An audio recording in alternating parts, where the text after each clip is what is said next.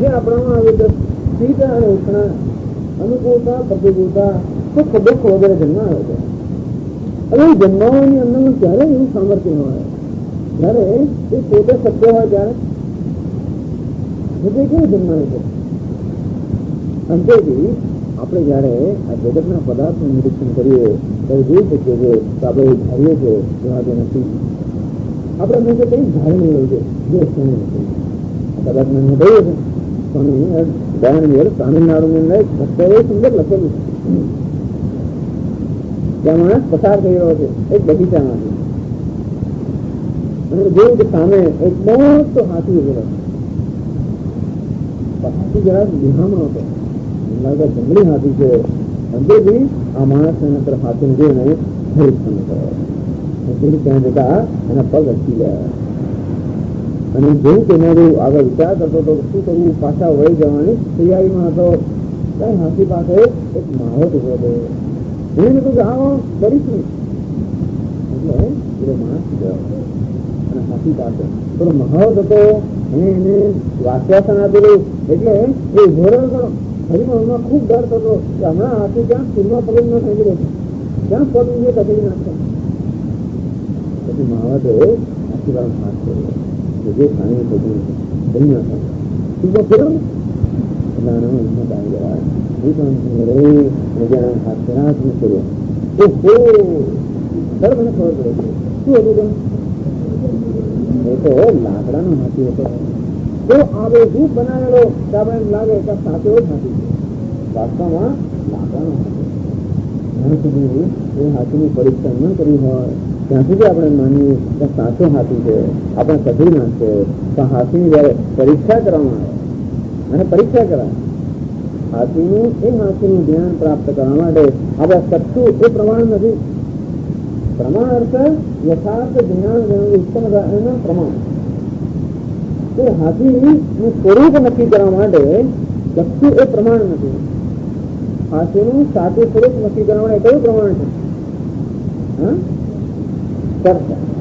સ્પર્શેન્દ્રિય આપણે જોઈ એ સ્પર્શ હાથીના સાચા સ્વરૂપને નક્કી કરવાનું પ્રમાણ છે. પ્રમાણ અર્થાત યોગ્ય સાધન છે.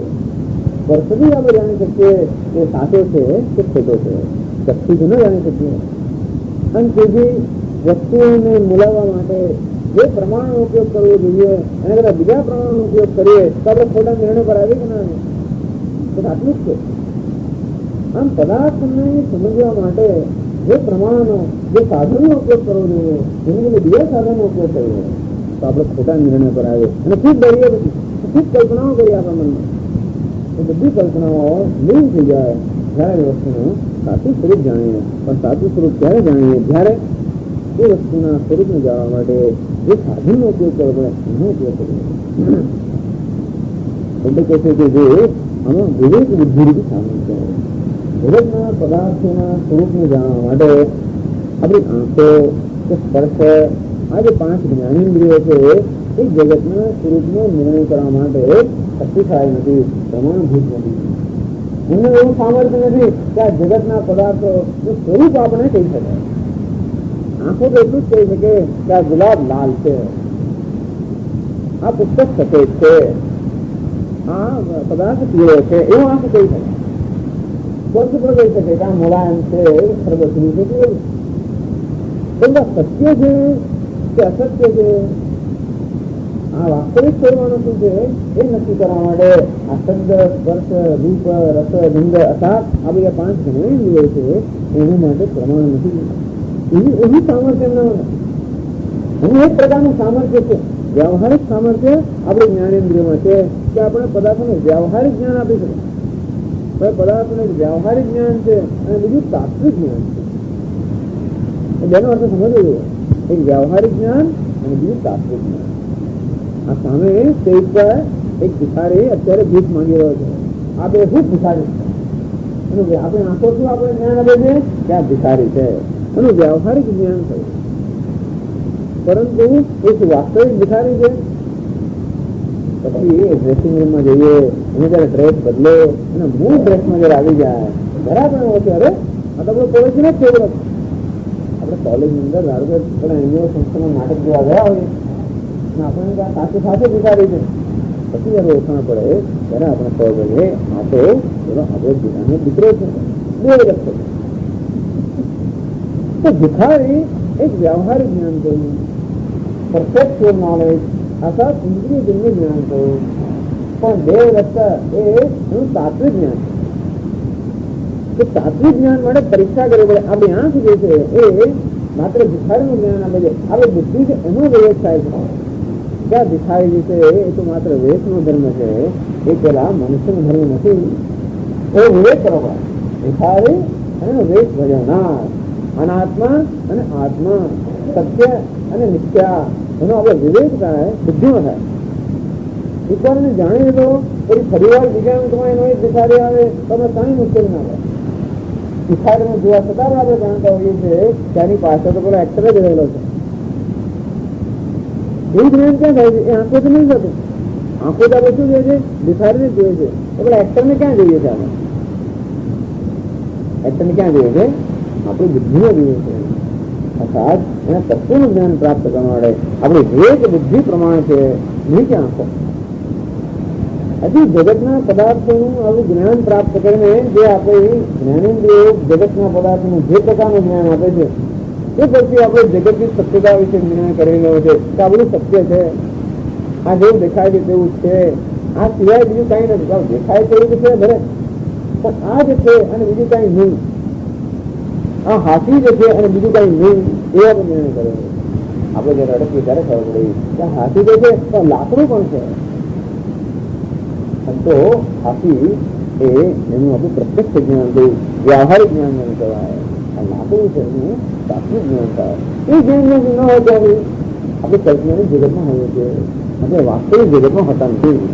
ભગવાન કહે છે કે હે અર્જુન, આ બધા પદાર્થો જેના સુખ દુઃખ અભીષ્મ દ્રોણ વગેરે પદાર્થો જે તારા હર્ષ અને શોકનું કારણ છે, ત્યારે એમના સ્વભાવનું તું બરોબર નિરીક્ષણ કર. કે જગતનો કોઈ પદાર્થ લે અને બરોબર નિરીક્ષણ કર, તેમાં કેટલી સત્યતા રહેલી છે. આ વસ્તુની સત્યતાનો નિર્ણય કરવો એ કામ વિવેક બુદ્ધિનું છે, એ આંખોનું કે નાકનું કે કામનું કામ નથી. સંતોષ ભગવાન એની વિવેક બુદ્ધિને જગતના પદાર્થ તરફ દોરે છે. કહે છે ન અસત વિદ્યતે ભાવ,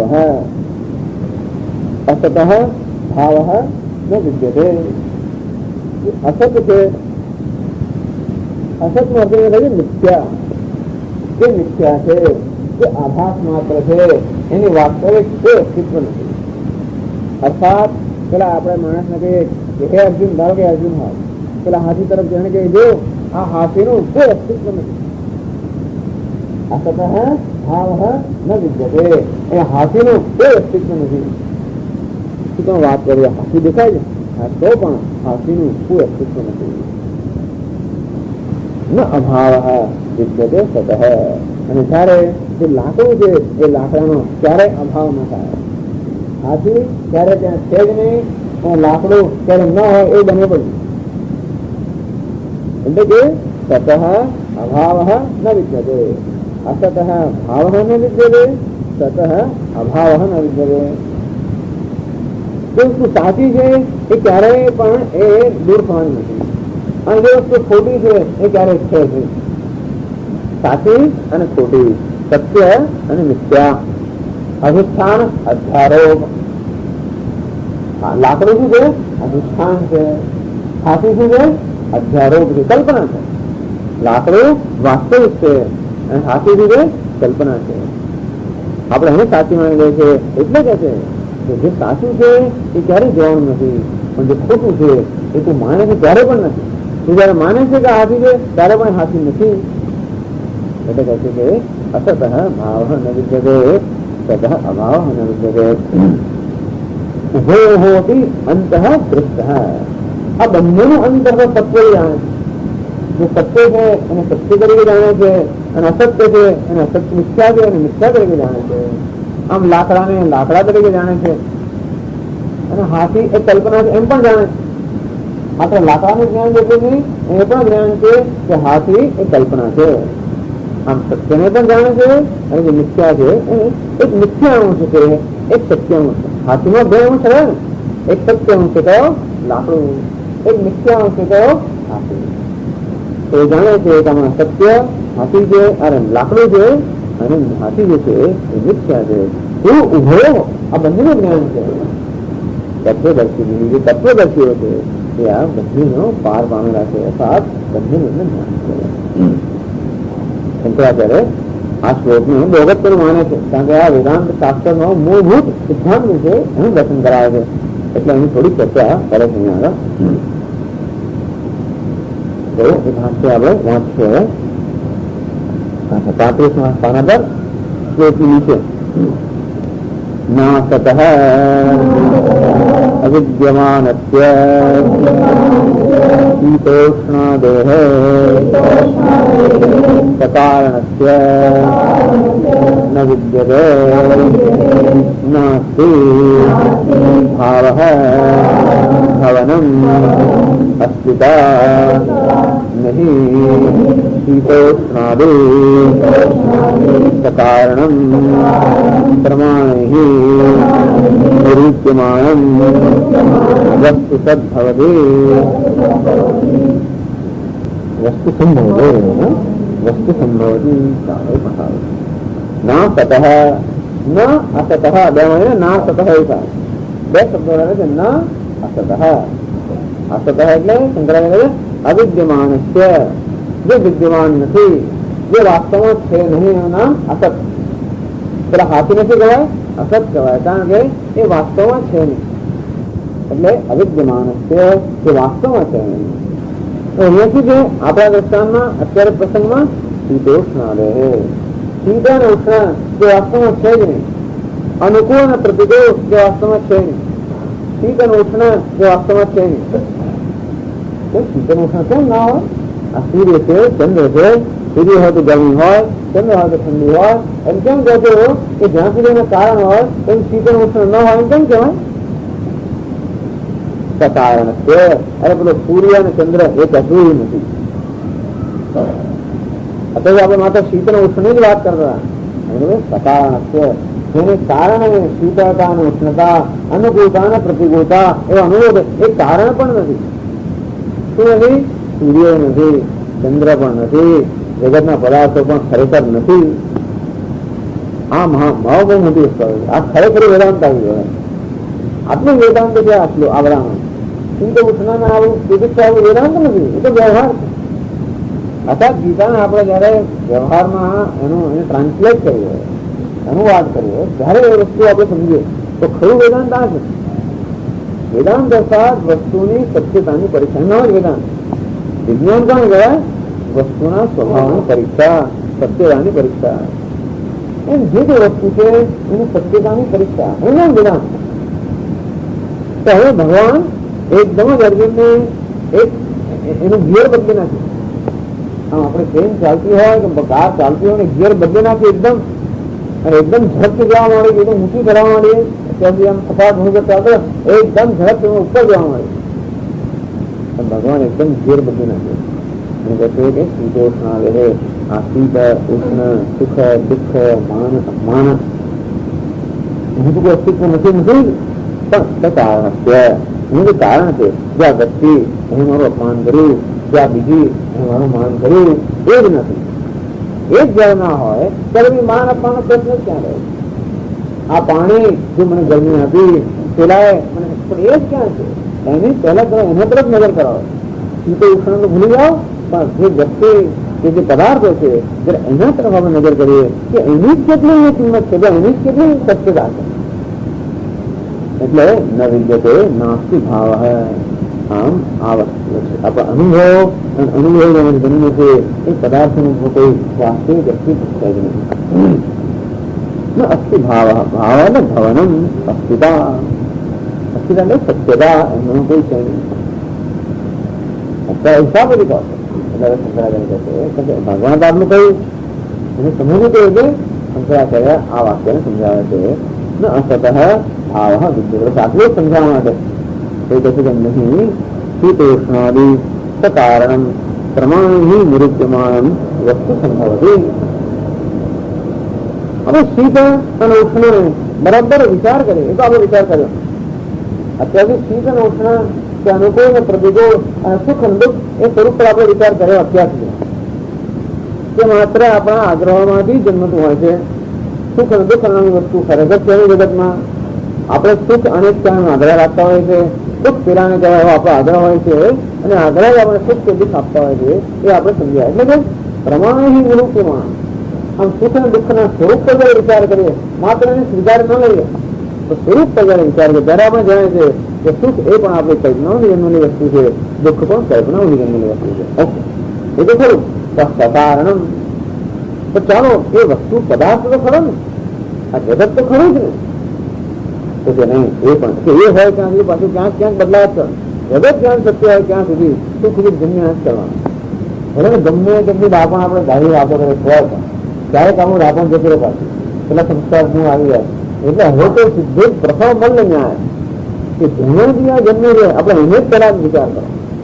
આ જગત વ્યક્તિઓ, પદાર્થો, સંજોગો, ઘટનાઓ જે અનેક પ્રકારના હસ્ત વિશાળ આપણો જન્મ ચાલ આપણે બરોબર એને તપાસીએ, એની પરીક્ષા કરીએ કે એમનો કેટલી સત્ય છે.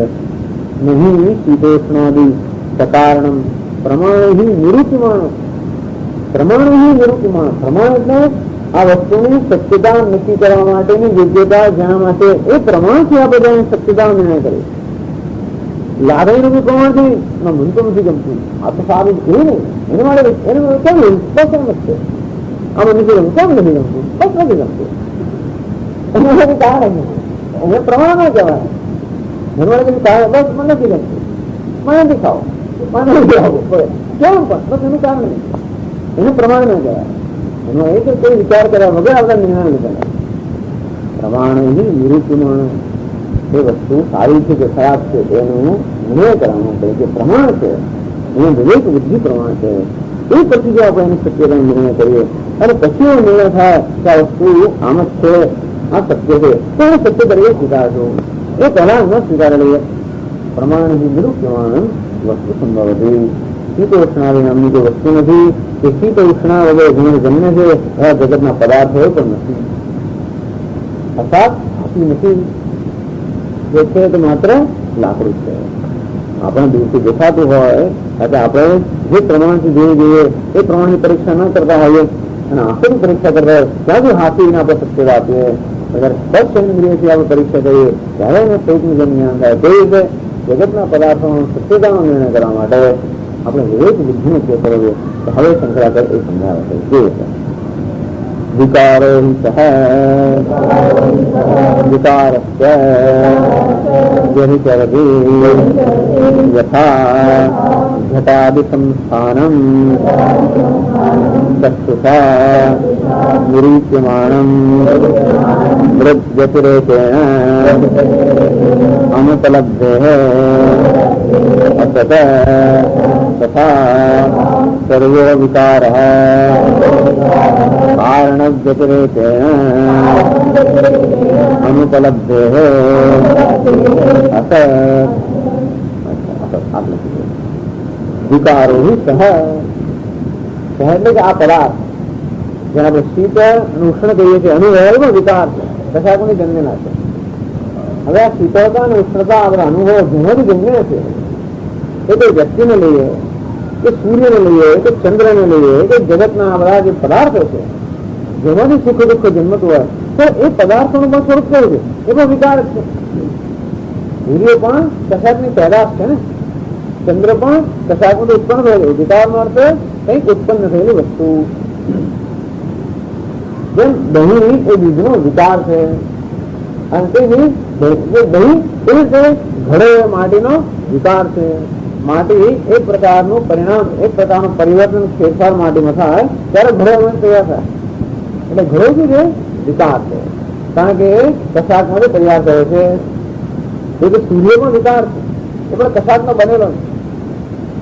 એ શેનો બનેલો છે તો વૈજ્ઞાનિકો પૂછી વાત ખબર પડે કે કયા કઈ જાતની બધી ત્યાં આગળ કેવા પાર્ટિકલ છે અને કેવા કેવા પરમાણુ બીજાણુ શું કઈ જાતના અણુ બધા છે એનાથી બનેલો છે. ચંદ્ર તો બનેલો છે તેનો આપણે ખબર છે, પથ્થરનો બનેલો છે. ચંદ્ર એ દેખાય છે એ પણ વિકાર છે, પથ્થરનો વિકાર, પૃથ્વીનો વિકાર છે એ જ આ પંચમહાભૂતોનો વિકાર. આ દેશ વિકાર છે, પંચમહાભૂતોનો વિકાર. પંચમહાભૂતો રોટલી વિકાર છે. શેનો? ઘઉંનો વિકાર.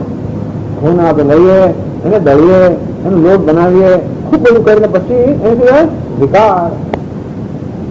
ઘઉં એવા એવા ખાતા હોય તો વાત છે.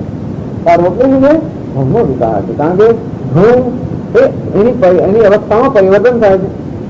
જે ભાગ માત્ર એના દાણા હતા એમાંથી એ લોટ બન્યું, એમાંથી રોટલી બની, એને શું કહે? વિકાર. આમ જગતના કોઈ પણ પદાર્થ તરફ નજર કરીએ તો જણાય છે કે એ કશાક ને કશાક માંથી બનેલો છે. દરેક વસ્તુ બધી વસ્તુ શું છે? કાર્ય છે.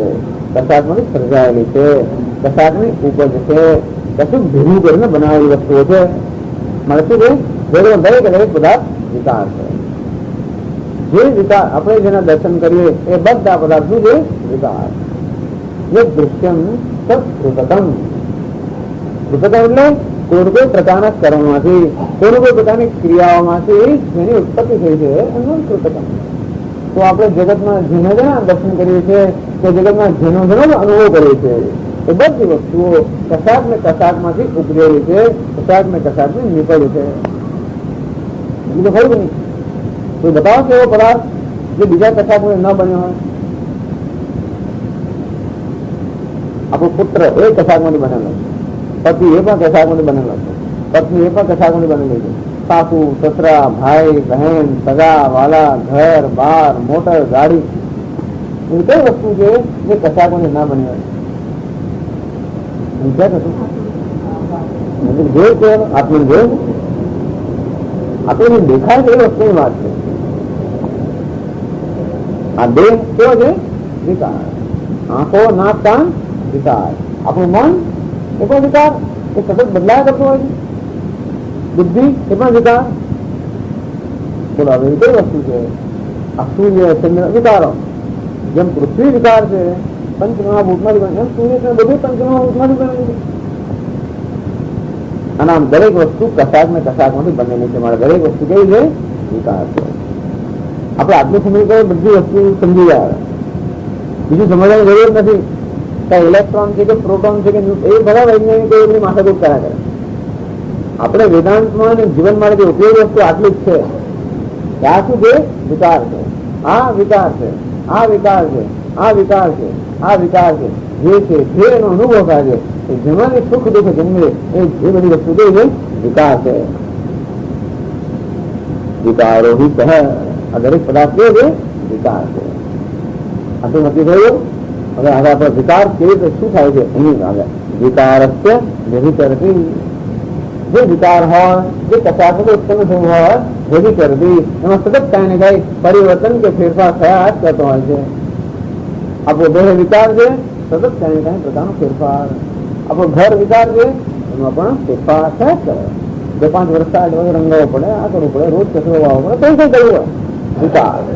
મોટર ગાડી પણ વિકાર છે માટે એમાં પણ વ્યભિચાર. રંગ ઉકળી જાય, ગોબા વાગી જાય અને દરેક વસ્તુ થાય.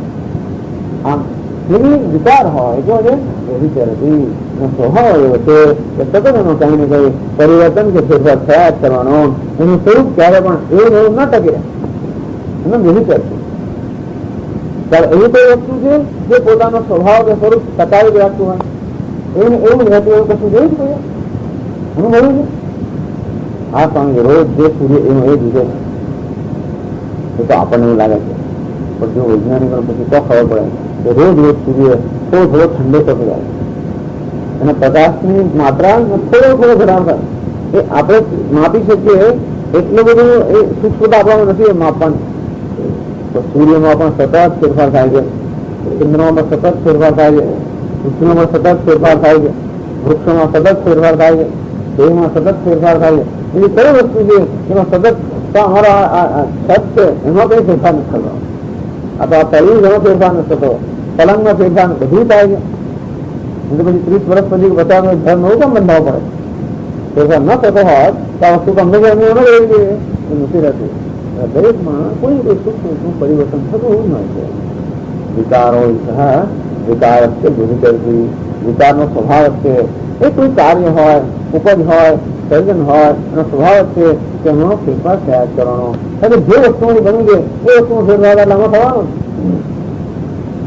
અને તે આ ઈંટોની બની હોય ઈંટોની અંદર ધીમે ધીમે ફેરફાર થતો જાય.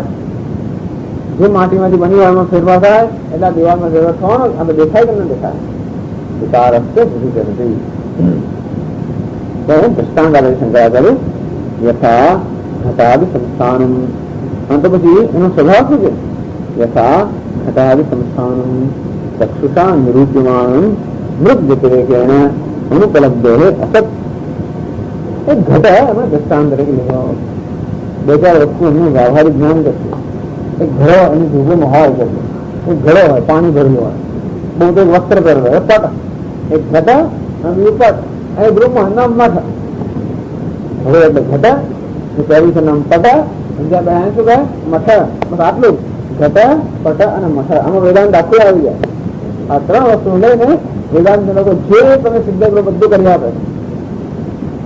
એટલે ઘટાદિ સંસ્થાનમ ઘટ રૂપી ઘટ વગેરે જે આકાર એટલે એક પ્રકારનો જે આકાર આપણે સમજશે. ઘટ નામનો જે પદાર્થ છે એનો અમુક પ્રકારનો જે આકાર છે. ચક્ષુષા નિરૂપ્યમાન. આપણે જયારે ચક્ષુથી આપણે ઘટનું જ્ઞાન પ્રાપ્ત કરીએ છીએ, ચક્ષુથી આપણે નિર્ણય કરતા હોઈએ છીએ કે આ ઘટ છે. પછી કહે છે કે હવે તમે કહો છો કે આ ઘટ છે, પરંતુ આપણને આંખોને જે દેખાય છે એ બીજું પણ કઈ દેખાય છે કે નહીં? ઘણાની સામે જયારે જોઈએ ત્યારે આપણે ખરેખર શું દેખાતું હોય છે? આપણે ઘણી સામે જોઈએ શું દેખાય? શેને જોતા હોઈએ છીએ ખરેખર? આપણે ઘણા અડકીએ ત્યારે કોને અડકતા હોઈએ છીએ? માટીને.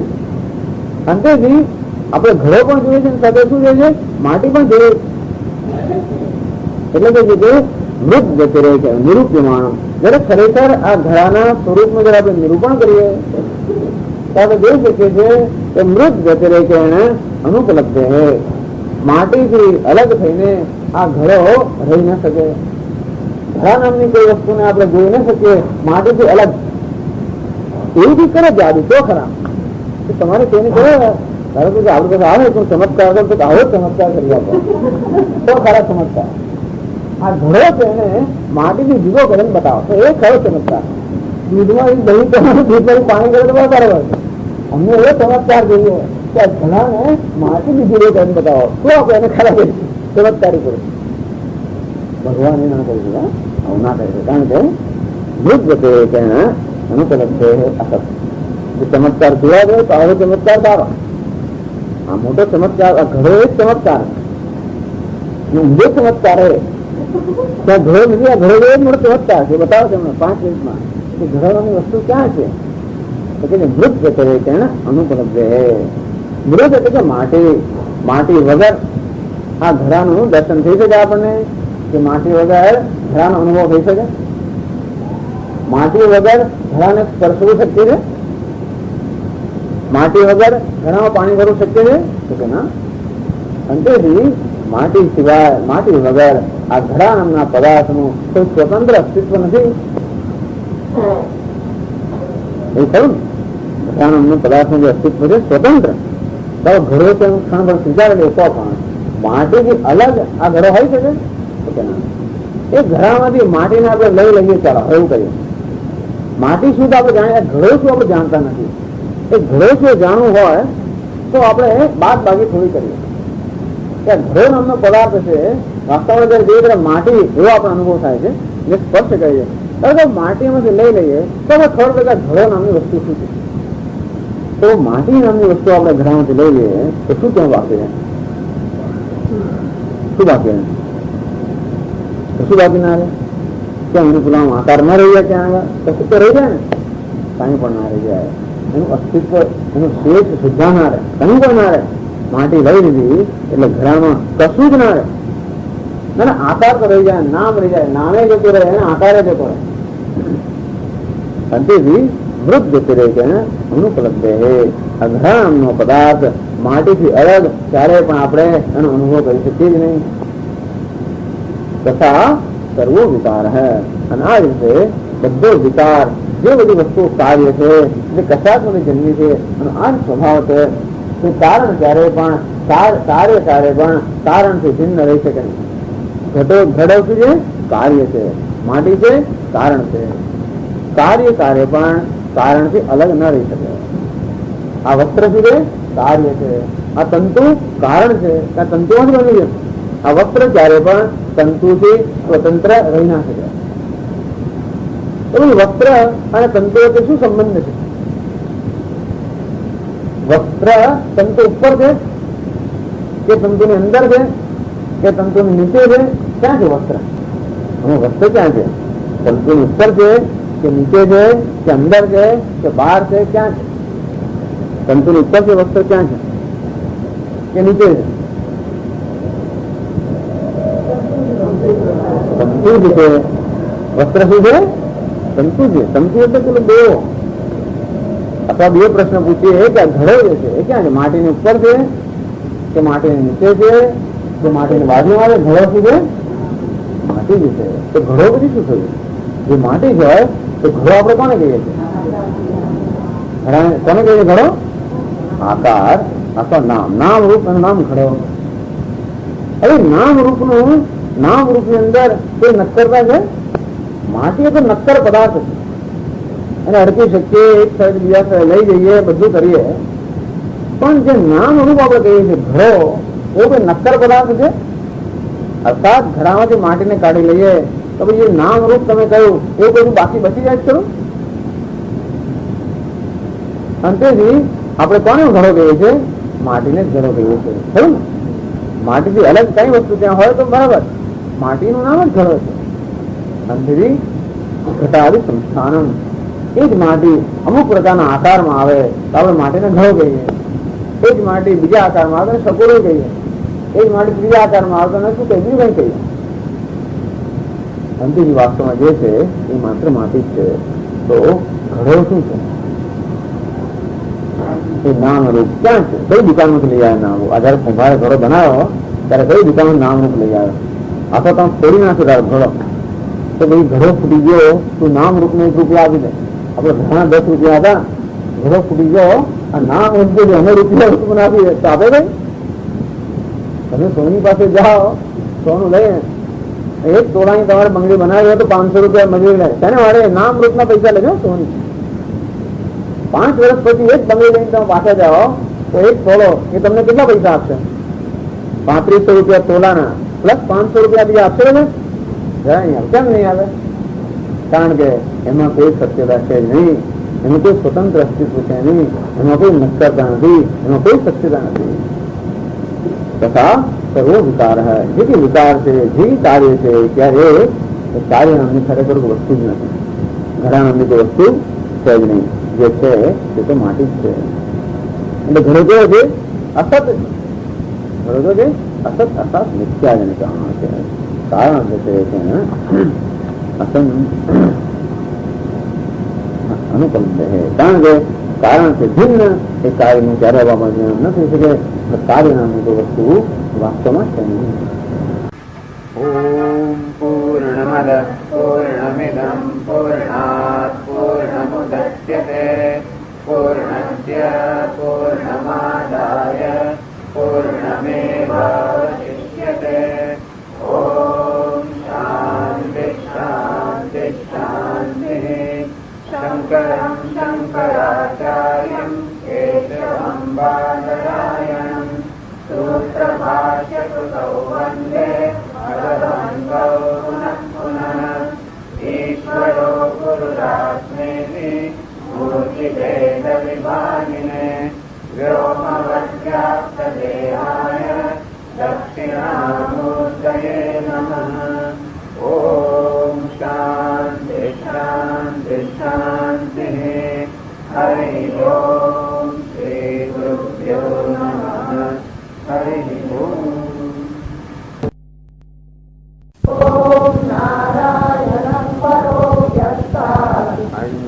અંડમવ્યક્તસંભવम्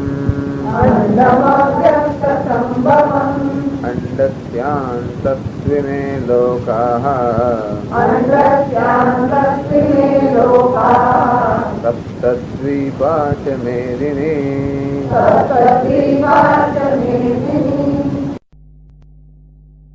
श्री भगवानुवाच.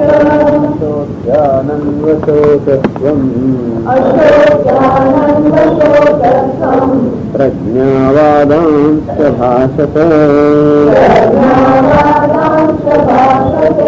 गतासून गतासूंश्च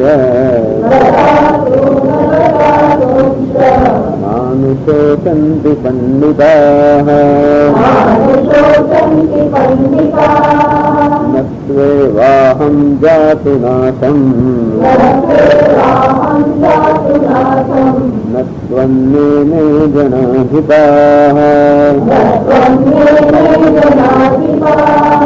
न चैव न भविष्यामः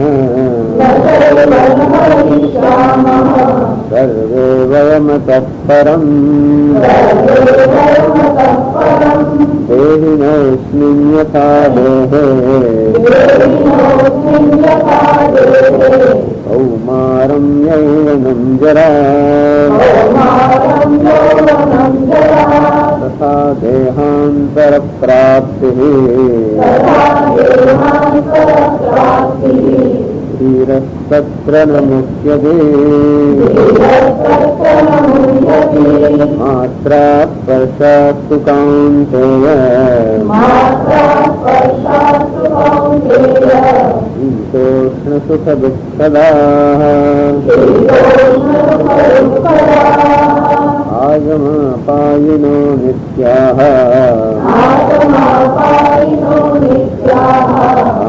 तितिक्षस्व भारत यं हि न व्यथयन्त्येते पुरुषं पुरुषर्षभ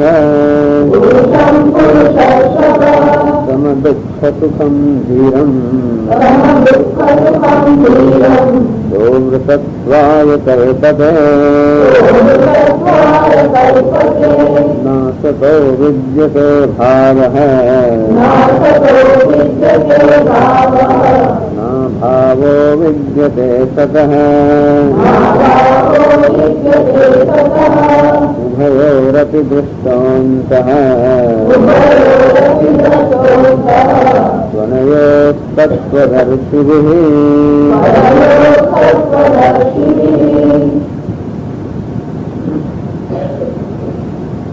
शीतस्य शोकमोहो अकृत्वा शीतोष्णादिसहनं युक्तम। श्लोक में प्रारंभ में शंकराचार्य कहते आगे का बताओ आगमापायन शीत उष्ण सुख दुख वगैरह आवे से अन्य जाए से आम एनो स्वभाव तो क्षणिक है, चंचल है। ऐसे भी प्राण चिकित्सत्व सहन करने कारण जब आयु से जवान उठते भी ये कोई वस्तु स्थायी नहीं। अनजाने में अगर अस्थायी से अनजाने में चिकित्सा कर अन्य जवाब है। अर्थात जયારે અનુકૂળ વસ્તુ આવે ત્યારે હર્ષના આવેગમાં આવે કે પ્રતિકૂળ સંજોગ આવે ત્યારે શોકના આવેગમાં પણ ન ફસાય કરે। આમ હર્ષ અને શોક બંને પ્રકારના આવેગમાં મુક્ત રહે એનું નામ સહન કરવું। આ હર્ષ અને શોક અનુકૂળતા અને પ્રતિકૂળતા એને આપણે કહીએ છીએ કે જીવ સૃષ્ટિ। બે પ્રકારની સૃષ્ટિની આપણે વાત કરીએ છીએ, એક છે ઈશ્વર સૃષ્ટિ અને બીજી છે જીવ સૃષ્ટિ। આમ આ જગતનું સર્જન ઈશ્વરે કરેલું છે અને જે કાળ તડકો આ બધા સંજોગો છે એનું નિર્માણ ઈશ્વર કરતો હોય છે। એમાં જે હર્ષ અને શોક હોય છે એ આપણું નિર્માણ છે। તો કાળને આપણે અનુકૂળ ગણીએ કે તડકાને આપણે પ્રતિકૂળ ગણીએ। આમ અનુકૂળતા અને પ્રતિકૂળતા એ પ્રકારના ખ્યાલો છે એ આપણું વ્યક્તિગત અથવા જીવનું સર્જન છે અને જીવ સૃષ્ટિ કહી શકાય। તો આગળના શ્લોકમાં ભગવાને કહ્યું કે હર્ષ શોક अनुकूलता प्रतिकूलता मान अपमान એ બધા ઈશ્વર સર્જનો છે એ માત્ર જીવની કલ્પના રહે છે। પોતાના આગ્રહોને કારણે કોઈ પરિસ્થિતિ અનુકૂળ પ્રતિકૂળ એ રીતે હંમેશા એને એવી રીતે ઘટાડતો હોય છે। અંતેથી આ ખ્યાલોમાંથી મુક્ત થઈ ગયા। આ જીવ સૃષ્ટિ અને સુખ કહેવાય અને દુઃખ કહેવાય આ બધા આપણા વ્યક્તિગત ખ્યાલો છે। કારણ કે અનિયત એનો કોઈ નિયમ નથી। કોને સુખ કહેવું અને કોને દુઃખ કહેવું એનો કોઈ નિયમ નથી। એક માણસ એકનું સુખ છે, બીજાનું સુખ છે। એક જ માણસ અત્યારે એક વસ્તુનું સુખ છે, વળી બીજાનું દુઃખ છે। એ જ વખતે એ વસ્તુ માટે બીજા કોઈ સમયનું દુઃખ છે। આમ સુખ અને દુઃખનો કોઈ નિયમ નથી, કોઈ વ્યવસ્થા નથી. એ બતાવે છે કે માત્ર કલ્પનાઓ છે, વ્યક્તિગત કલ્પનાઓ છે. એમાંથી તો મુક્ત થઈ શકે. અર્થાત પરિસ્થિતિને સુખ અને દુઃખ અનુકૂળ અને પ્રતિકૂળ એ રીતે તું જો અમને નહીં ઘટાડે તો આ હર્ષ અને સુખ આયુમાંથી મુક્ત થશે. આ પહેલી વસ્તુ થઈ. હવે તો કહે છે કે ઈશ્વર સૃષ્ટિ છે, હવે એનો પણ વિચાર કર. અને જીવ સૃષ્ટિ અર્થાત હર્ષ શોક રાગ દ્વેષ મુક્ત થઈ જાય. બીજી પદ્ધતિ છે કે રાગ દ્વેષ તો મિથ્યા છે, પ્રાતિભાષિક છે, વ્યક્તિગત છે. વ્યક્તિની જેમ સ્વપ્ન મારી વ્યક્તિત્વ કલ્પના છે એમ રાગ દ્વેષ એ માત્ર વ્યક્તિગત કલ્પના છે. એના માટે કોઈ વ્યાવહારિક સત્તા પણ નથી. રાગ દ્વેષ એ સુખ દુઃખ એ વ્યાવહારિક સત્તા પણ નથી. ટાળ ને તડકો વ્યાવહારિક સત્તા છે, કારણ કે બધાને ટાળ લાગે, બધાને તડકો લાગે. દિવસ રાત સૂર્ય ચંદ્ર આ બધી વ્યાવહારિક સત્તા છે. પણ સુખ અને દુઃખ એ વ્યાવહારિક સત્તા નથી. સુખ નામનો જે પદાર્થ નથી, દુઃખ નામનો જે પદાર્થ નથી. ધાર નામનો પદાર્થ છે, તડકો નામનો પદાર્થ છે, તો સુખ નામનો કોઈ પદાર્થ નથી. એ માત્ર વ્યક્તિગત સર્જન છે. એટલે એને પ્રાતિભાષિક સર્જન કહેવામાં આવે છે. પહેલું મુક્ત થવાનું છે આ પ્રાતિભાષિક સર્જનમાંથી, વ્યક્તિગત સર્જનમાંથી, જીવ સૃષ્ટિમાંથી. હવે આપણે એને વ્યાવહારિક સર્જન કહીએ છીએ, ઈશ્વર સૃષ્ટિ કહીએ છીએ, જેના આપણે સત્ય માનીએ છીએ. તો અર્જુન હવે તું જરા એનું પણ સ્વરૂપનો વિચાર કરે. એ પણ કેટલા અંશે સત્ય છે. આ જગત છે, જે દેખાય છે તેવું છે. આ પ્રકાર આ જગત ભિન્ન છે તો એટલું આ જાતની જે આપણી આ જાતની જે માન્યતા છે એ પણ હવે કેટલી સત્ય છે. આમ જગતના પદાર્થો જેને આપણે સત્ય માનતા હોઈએ છે, નક્કર માનતા હોય, કારણ કે ઉપયોગી. આપણી સત્યની વ્યાખ્યા એ છે કે જે વસ્તુ આપણને ઉપયોગી હોય, જે વસ્તુ પોતાના નામ પ્રમાણે ગુણ ધરાવતી હોય એનું નામ સત્ય. આમ પાણી પોતાના નામ પ્રમાણે ગુણ ધરાવે, ઝડપ છુપાવે એનું નામ સત્ય. આ સત્ય જરા છે, આ જરા સત્ય છે. એ બીજું પાણી હોય જે નામ પ્રમાણે ગુણ ન ધરાવતું હોય. આમ પાણી નામ તો હોય પણ ઝડપ છુપાવાનો ગુણ ન ધરાવતો, આપણે કહેવાય સત્ય છે. એટલે પેલું શું કહેવાય ને મૃગજળ. તો હવે જેને તું સત્ય પાણી કહે, ચાલો મૃગજળ તો અસત્ય છે, રાગ દ્વેષ મૃગજળ સમાન છે, એ તો અસત્ય નથી થઈ ગયા. તો હવે આ જે જળ છે જેનું સત્ય છે, કારણ કે એનાથી તરફ છીપે છે, એને કેમ અસત્ય કહેવાય? હવે આપણે એની સત્તા, એની કેટલી સત્યતા છે એનો વિચાર કરીએ. રાગ દ્વેષની સત્યતાનો વિચાર કર્યો, હવે આની સત્યતાનો વિચાર કરે છે જેના પર જળ દેવું છે એની સત્યતા કેટલી છે. આ ઘણો સત્ય છે, કારણ કે એ તો પાણી ભરવાના કામમાં આવે છે, પાણી લાવવાના કામમાં આવે છે, તો સત્ય જ ખરો ને. તો ચાલો આ ઘડો એટલે બધા નામ રૂપને એક પ્રતિનિધિ. આખા જગતમાં પદાર્થોમાં જગતને એક નામ હોય છે અને એને રૂપ હોય છે. આમ જગત એટલે નામ રૂપાત્મકમ જગત, બધા પદાર્થોનું નામ અને રૂપ. જેથી આવે તો જગતમાં કઈ છે નહીં. તો કોઈ પણ એક નામ રૂપને આપણે પ્રતિનિધિ તરીકે લઈએ અને એની તપાસીએ. જે રીતે આપણું લોહી તપાસવું હોય તો આપણા શરીર લોહી તપાસ જરૂર નથી, એક માત્ર જરૂર છે. રક્ત છે પ્રતિનિધિ, સેમ્પલ એને કહેવામાં છે. એટલે કે આપણા શરીરમાં લોહી પ્રતિનિધિત્વ કરી શકે એટલો સેમ્પલ એ લોકો લે.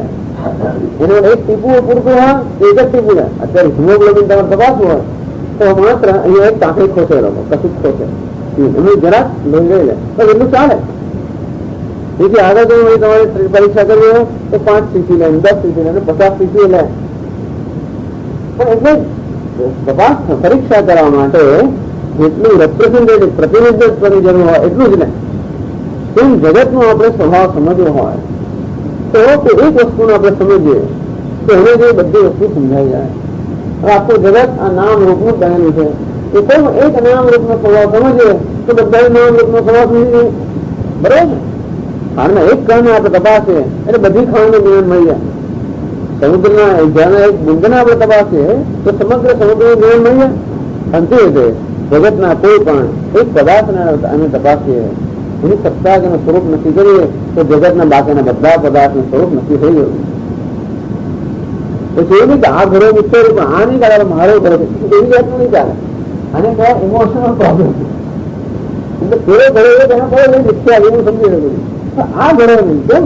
આ તો મારો ઘરો છે. એને કહેવાય છે ઇમોશનલ પ્રોબ્લેમ. એવા પ્રોબ્લેમ ના હોય. આપણે સત્યની વાત તપાસ કરતા હોય ત્યારે એમાં આમ તો ઇમોશન ના આવે. એક ઘણાને જો લાગુ પડે છે તો બધા ઘણા લાગુ પડે. સ્વામી બડા સ્વામી મોટી લાંબી લાંબી વાર્તા છે. હું કહું કે આપણે ત્યાં સોનાની મૂર્તિ હતી અમારા બાપ દાદાની. સ્વામીની 7 પેઢીથી આ મૂર્તિની પૂજા થતી આવી છે. 250 વર્ષ જૂની આ મૂર્તિ છે. અને તે કેટલી પૂજા ખુશી થયું છે ને કેટલા દરેક જણ પિતા પોતાના પુત્રને એવો પોતાના પુત્રને એમ કેટલી બધી યાદ આ મૂર્તિ જોઈએ ને કેટલા બાપ દાદા કેવું કેવું યાદ આવે કેવો દિવસો યાદ આવે. હવે ઘરની કઈ તકલીફ છે ધંધાની અંદર અને બધા પૈસા ખરા ધંધો ગયો બધું વેચવાનો વારો આવ્યો પણ છેવટે એવો દિવસ આવ્યો કે જયારે આ સોનાની મૂર્તિ પણ વેચવી પડે અને ઘરે જઈએ આ લઈ જાય સ્વામી પાસે. અને પેલો સ્વામી એકદમ શું કહેવાય વ્યાપારી માણસ આપણે હાથ ધ્રુવીને આપતા એની સામે ધરતા ત્યારે આ ભગવાન આપી રહ્યો છું અને પેલાને કંઈક શું લાવે મૂર્તિ શેની મૂર્તિ કોણ તો સોનું લાવે છે એમ કહે મૂર્તિ છે એમ કે તો માત્ર કાઢવા મૂકે અને જોશે બસ બસ એનું એટલું જ કિંમત. આ તો મારા બાપ દાદા કર્યું છે. આ તો અમારા ઘરમાં 250 વર્ષથી જે હોય છે પણ આ તો 2.5 તોલા સોનું છે એનો આટલો ભાવ થશે. સોનું એટલે સોનું એની મૂર્તિ હોય એ ગમે તો હોય. એટલે આ સત્યને રસ્તે ક્યાં આવે તમે આ તો બધું લાગે એવી વાત થઈ પણ લાગે વસ્તુ નો હોંધો નથી આમાં આસક્તિ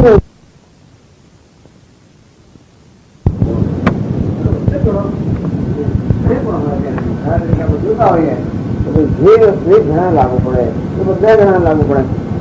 તેથી એક ઘડો નામનો પદાર્થ અહીંયા પરીક્ષા માટે અહીંયા ભાષ્યકાર શંકરાચાર્ય તો એ ઘડાની પરીક્ષા કરે છે. ઘડા વિશે વિચાર કરે છે. ઘડાના સ્વરૂપનો વિચાર કરે છે. એની સત્યતાનો વિચાર કરે છે. એટલે ગયા વખત આપણે ભાષણમાં છું તો ફરી એ વાક્ય વાંચીશું અહીંયા આમાં 35માં પાને શ્લોકની નીચે લખી શકે ન અસતઃ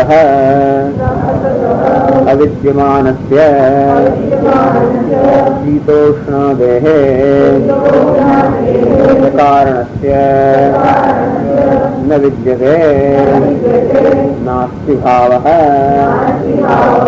ભવનમ અસ્તિતા નહીં શીતોષ્ણાદિ કારણમ પ્રમાણૈઃ નિરૂપ્યમાણમ વસ્તુ સંભવતે વિકારો હિ સહ વિકારસ્ય વ્યવિચરતિ યથા ઘટાદि સંસ્થાનમ ચક્ષુષા નિરૂપ્યમાણમ મૃત વ્યતિરેકેણ अनुपलब्धेः असत् तथा सर्वो विकारः कारणव्यतिरेकेण अनुपलब्धेः असत्.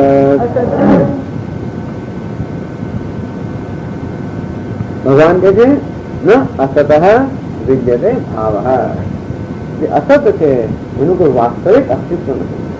કોઈ પ્રકારનું અસ્તિત્વ છે પણ વાસ્તવિક અસ્તિત્વ નથી. અસતનું વાસ્તવિક અસ્તિત્વ નથી. એટલે કે અસત એટલે કે અવિદ્યમાન છે જે વસ્તુ વાસ્તવમાં છે નહીં. દાખલા તરીકે શીતોષ્ણાદેહ. આ શીત ઉષ્ણ વગેરે જે જગતના પદાર્થો છે સકારણ છે. આ શીત ઉષ્ણ વગેરે આપણા અનુભવો છે એ અનુભવો સમજીને જન્મે છે જગતના પદાર્થોનો સંપર્ક કરવાથી. એમ ઘટ પટ વગેરે પદાર્થોનો સંપર્ક જ્યારે થાય ત્યારે શીત ઉષ્ણ એવા અનુભવો જન્મતા હોય છે. એટલે કે છે કે શીત ઉષ્ણ વગેરે અને એ જેને કારણે ઉત્પન્ન થાય છે એ આ ઘટ પટ વગેરે પદાર્થો કે આપણી ચક્ષુ શ્રોત્ર વગેરે ઇન્દ્રિયો માત્ર અને સ્પર્શ આપણે ઇન્દ્રિયો અને પદાર્થો જે આ શીત ઉષ્ણ વગેરે અનુભવનું કારણ એ બધી વસ્તુઓ ન વિદ્યતે નાસ્તિ ભાવ. ભગવાન કહે છે કે આ વસ્તુ છે જ નહીં. શીત અને ઉષ્ણ તો નથી જ નથી પણ જે ઘટ પટ મઠ માંથી આ શીત ઉષ્ણ જન્મે છે એ પણ નથી. ઘડો નથી, વસ્ત્રાય પણ નથી, ઘર પણ નથી અને પૃથ્વી નથી, સૂર્ય જગત કશું છે નહીં. આ વાસ્તવમાં છે નહીં. હનુમાન વેદાંત है ही नहीं. तीनों काल में है नहीं. ત્રણેય કાળમાં આ વસ્તુનું અસ્તિત્વ છે જ નહીં. ઘણો નામની વસ્તુ ત્રણેય કાળમાં છે જ નહીં. એટલે આવું કે આ વેદાંત આપણા જીવનને સ્પર્શતું નથી. અત્યારે જે વાત કરે ને આપણા જીવન સ્પર્શે એવી વાત છે. આ વસ્તુ આપણે કઈ લાગુ પડશે જેવું આપણે માનીએ છીએ આ વસ્તુ જ લાગુ પડે છે. આ વસ્તુ ન સમજવાને કારણે જ આ બધા પ્રશ્નો ઉત્પન્ન આવે છે. વસ્તુ ન હોય અથવા પ્રાતિભાષિક હોય, કલ્પિત હોય, એને સાચી માની લઈએ, એમાંથી અનેક પ્રશ્નો ઉપસ્થિત થાય. સ્વપ્નમાં કંઈક થયું અને લોટરી મળીને સાચી થયું, જાગ્યા પછી પણ આ છોડે જ નહીં ને, તો પછી બહાર ઘણા પ્રશ્નો ઉપસ્થિત થાય. એવી રીતે જે વસ્તુ અસત છે, અર્થાત એનું કોઈ વાસ્તવિક સત્યતા નથી, એને આપણે સત્ય માની લઈએ તો જે પ્રશ્નો ઉપસ્થિત થાય એનું નામ સંસાર. એટલે આ વસ્તુ આપણા બધા પ્રશ્નો કે બધી સમસ્યાના મૂળમાં વસ્તુની સત્યતાનો નિર્ણય કે કઈ વસ્તુને કેટલી સત્યતા આપવી, કઈ વસ્તુને કેટલી અગત્યતા આપવી, એ જીવન નક્કી કરવાની જરૂર છે. દરેક વસ્તુ પોતાનું સ્થાન હોય છે અને એ સ્થાનનો એ શોભે. તેથી બુટ અને ચંપલ બહાર જ થતું ગમે તેટલા. હમણાં સ્વામીજી 250 રૂપિયાનો બુટ લઈ આવ્યો હતો, તો પણ બહાર જ ચાલવાનું, અંદર નહીં લાવવાનું. કેમ? કારણ કે એનું સ્થાન બહાર જ. પણ પેલી 5 પૈસાની ચપ્પલની જોડે મારે 250 રૂપિયાનો બુટ, તો કે બધી વસ્તુ બુટ કેટેગરી આવે એટલે બહાર. અને દરેક ના ને શોભે. પછી 500 રૂપિયાનો બુટ તમારે અહીંયા આવે તો શોભ મૂકે એ શું ના શોભે. જગતમાં એટલે દરેકનું સ્થાન નક્કી કરવાની જરૂર છે. વેદાંતની ભાષામાં કહે તો દરેકની રિયાલિટી, સત્યતા નક્કી કરવાની જરૂર છે. કોઈ વસ્તુની કેટલી સત્યતા છે એ પરથી કઈ વસ્તુની કેટલી અગત્યતા છે નક્કી થાય. હવે અગત્યતા નક્કી આપણે જે વસ્તુ અગત્યની ન હોય એને ખૂબ અગત્યતા આપીએ અને સાથે સાથે જે વસ્તુ અગત્યની છે એને આપણે અવગણના કરીએ, એવું થતું હોય. જે અગત્ય નથી એ કર કરીએ તો જે ખાસ કરવામાં રહી જતું હોય. જીવનમાં જેની કઈ વિકાસ નથી કે અગત્યતા નથી એ વસ્તુને આપણે એટલે અગત્યતા આપીએ છીએ કે જે અગત્યની વસ્તુ છે એ આપણે ધ્યાનદાર રહી જાય. ચલો અગત્યની વસ્તુને અગત્યતા આપવા દે તો વાંધો નહીં, કઈ વાંધો નહીં. પણ જે બિન અગત્યની વસ્તુઓ છે એને અગત્યતા આપવા દેવાને કારણે જે અગત્યની વસ્તુ છે એની અવગણના થાય છે. તેથી આ બધી સમસ્યા અવગણના છે. એટલે હવે અગત્યનું શું અને અગત્યનું શું નહીં એ નક્કી કરવાનો સમય આવી ગયો ભગવાન દ્રષ્ટિ. એટલે કહે છે ઘટાદે શીતોષ્ણાદે સકારણસ્ય ન વિદ્યતે નાસ્તિ ભાવ ભવનમ અસ્તિતા. હવે એક શબ્દ છે ભાવ એટલે ભવનમ, ભવનમ એટલે અસ્તિતા. અસ્તિતા નથી એમનો સત્ય નથી. એ એક સીધું વાક્ય કહેલું નાસતો વિદ્યતે ભાવ કે આ શીત ઉષ્ણ અને જગતના બધા પદાર્થો સત્ય નથી. ભગવાન ભાષ્યકાર સમજાવે છે એવી રીતે હું કહું છું સત્ય નથી. કે છે નહીં શીતોષ્ણાદિ સકારણમ પ્રમાણે નિરૂપ્યમાણમ વસ્તુ સંભવતી. એ કે શીતોષ્ણાદિ કે કોઈ પદાર્થ ઘટ છે, આ ઘટ પટ વગેરે જગતના જે નામ રૂપો છે એને પ્રમાણે નિરૂપ્યમાણમ, એને પ્રમાણ વડે જયારે એનું નિરૂપણ, એના સ્વરૂપનું નિરૂપણ કરવામાં આવે પ્રમાણ વડે. એટલે જે વસ્તુને જાણવા માટે જે પ્રમાણો એનો ઉપયોગ કરે. તો પેલી કથા કહી ને પેલા હાથીની, સામે હાથી ઉભેલો છે અને એમ લાગે આ તો સત્ય હાથી છે અને થર ધ્રુસતો હોઉં, નજીક જતા પણ ડરું.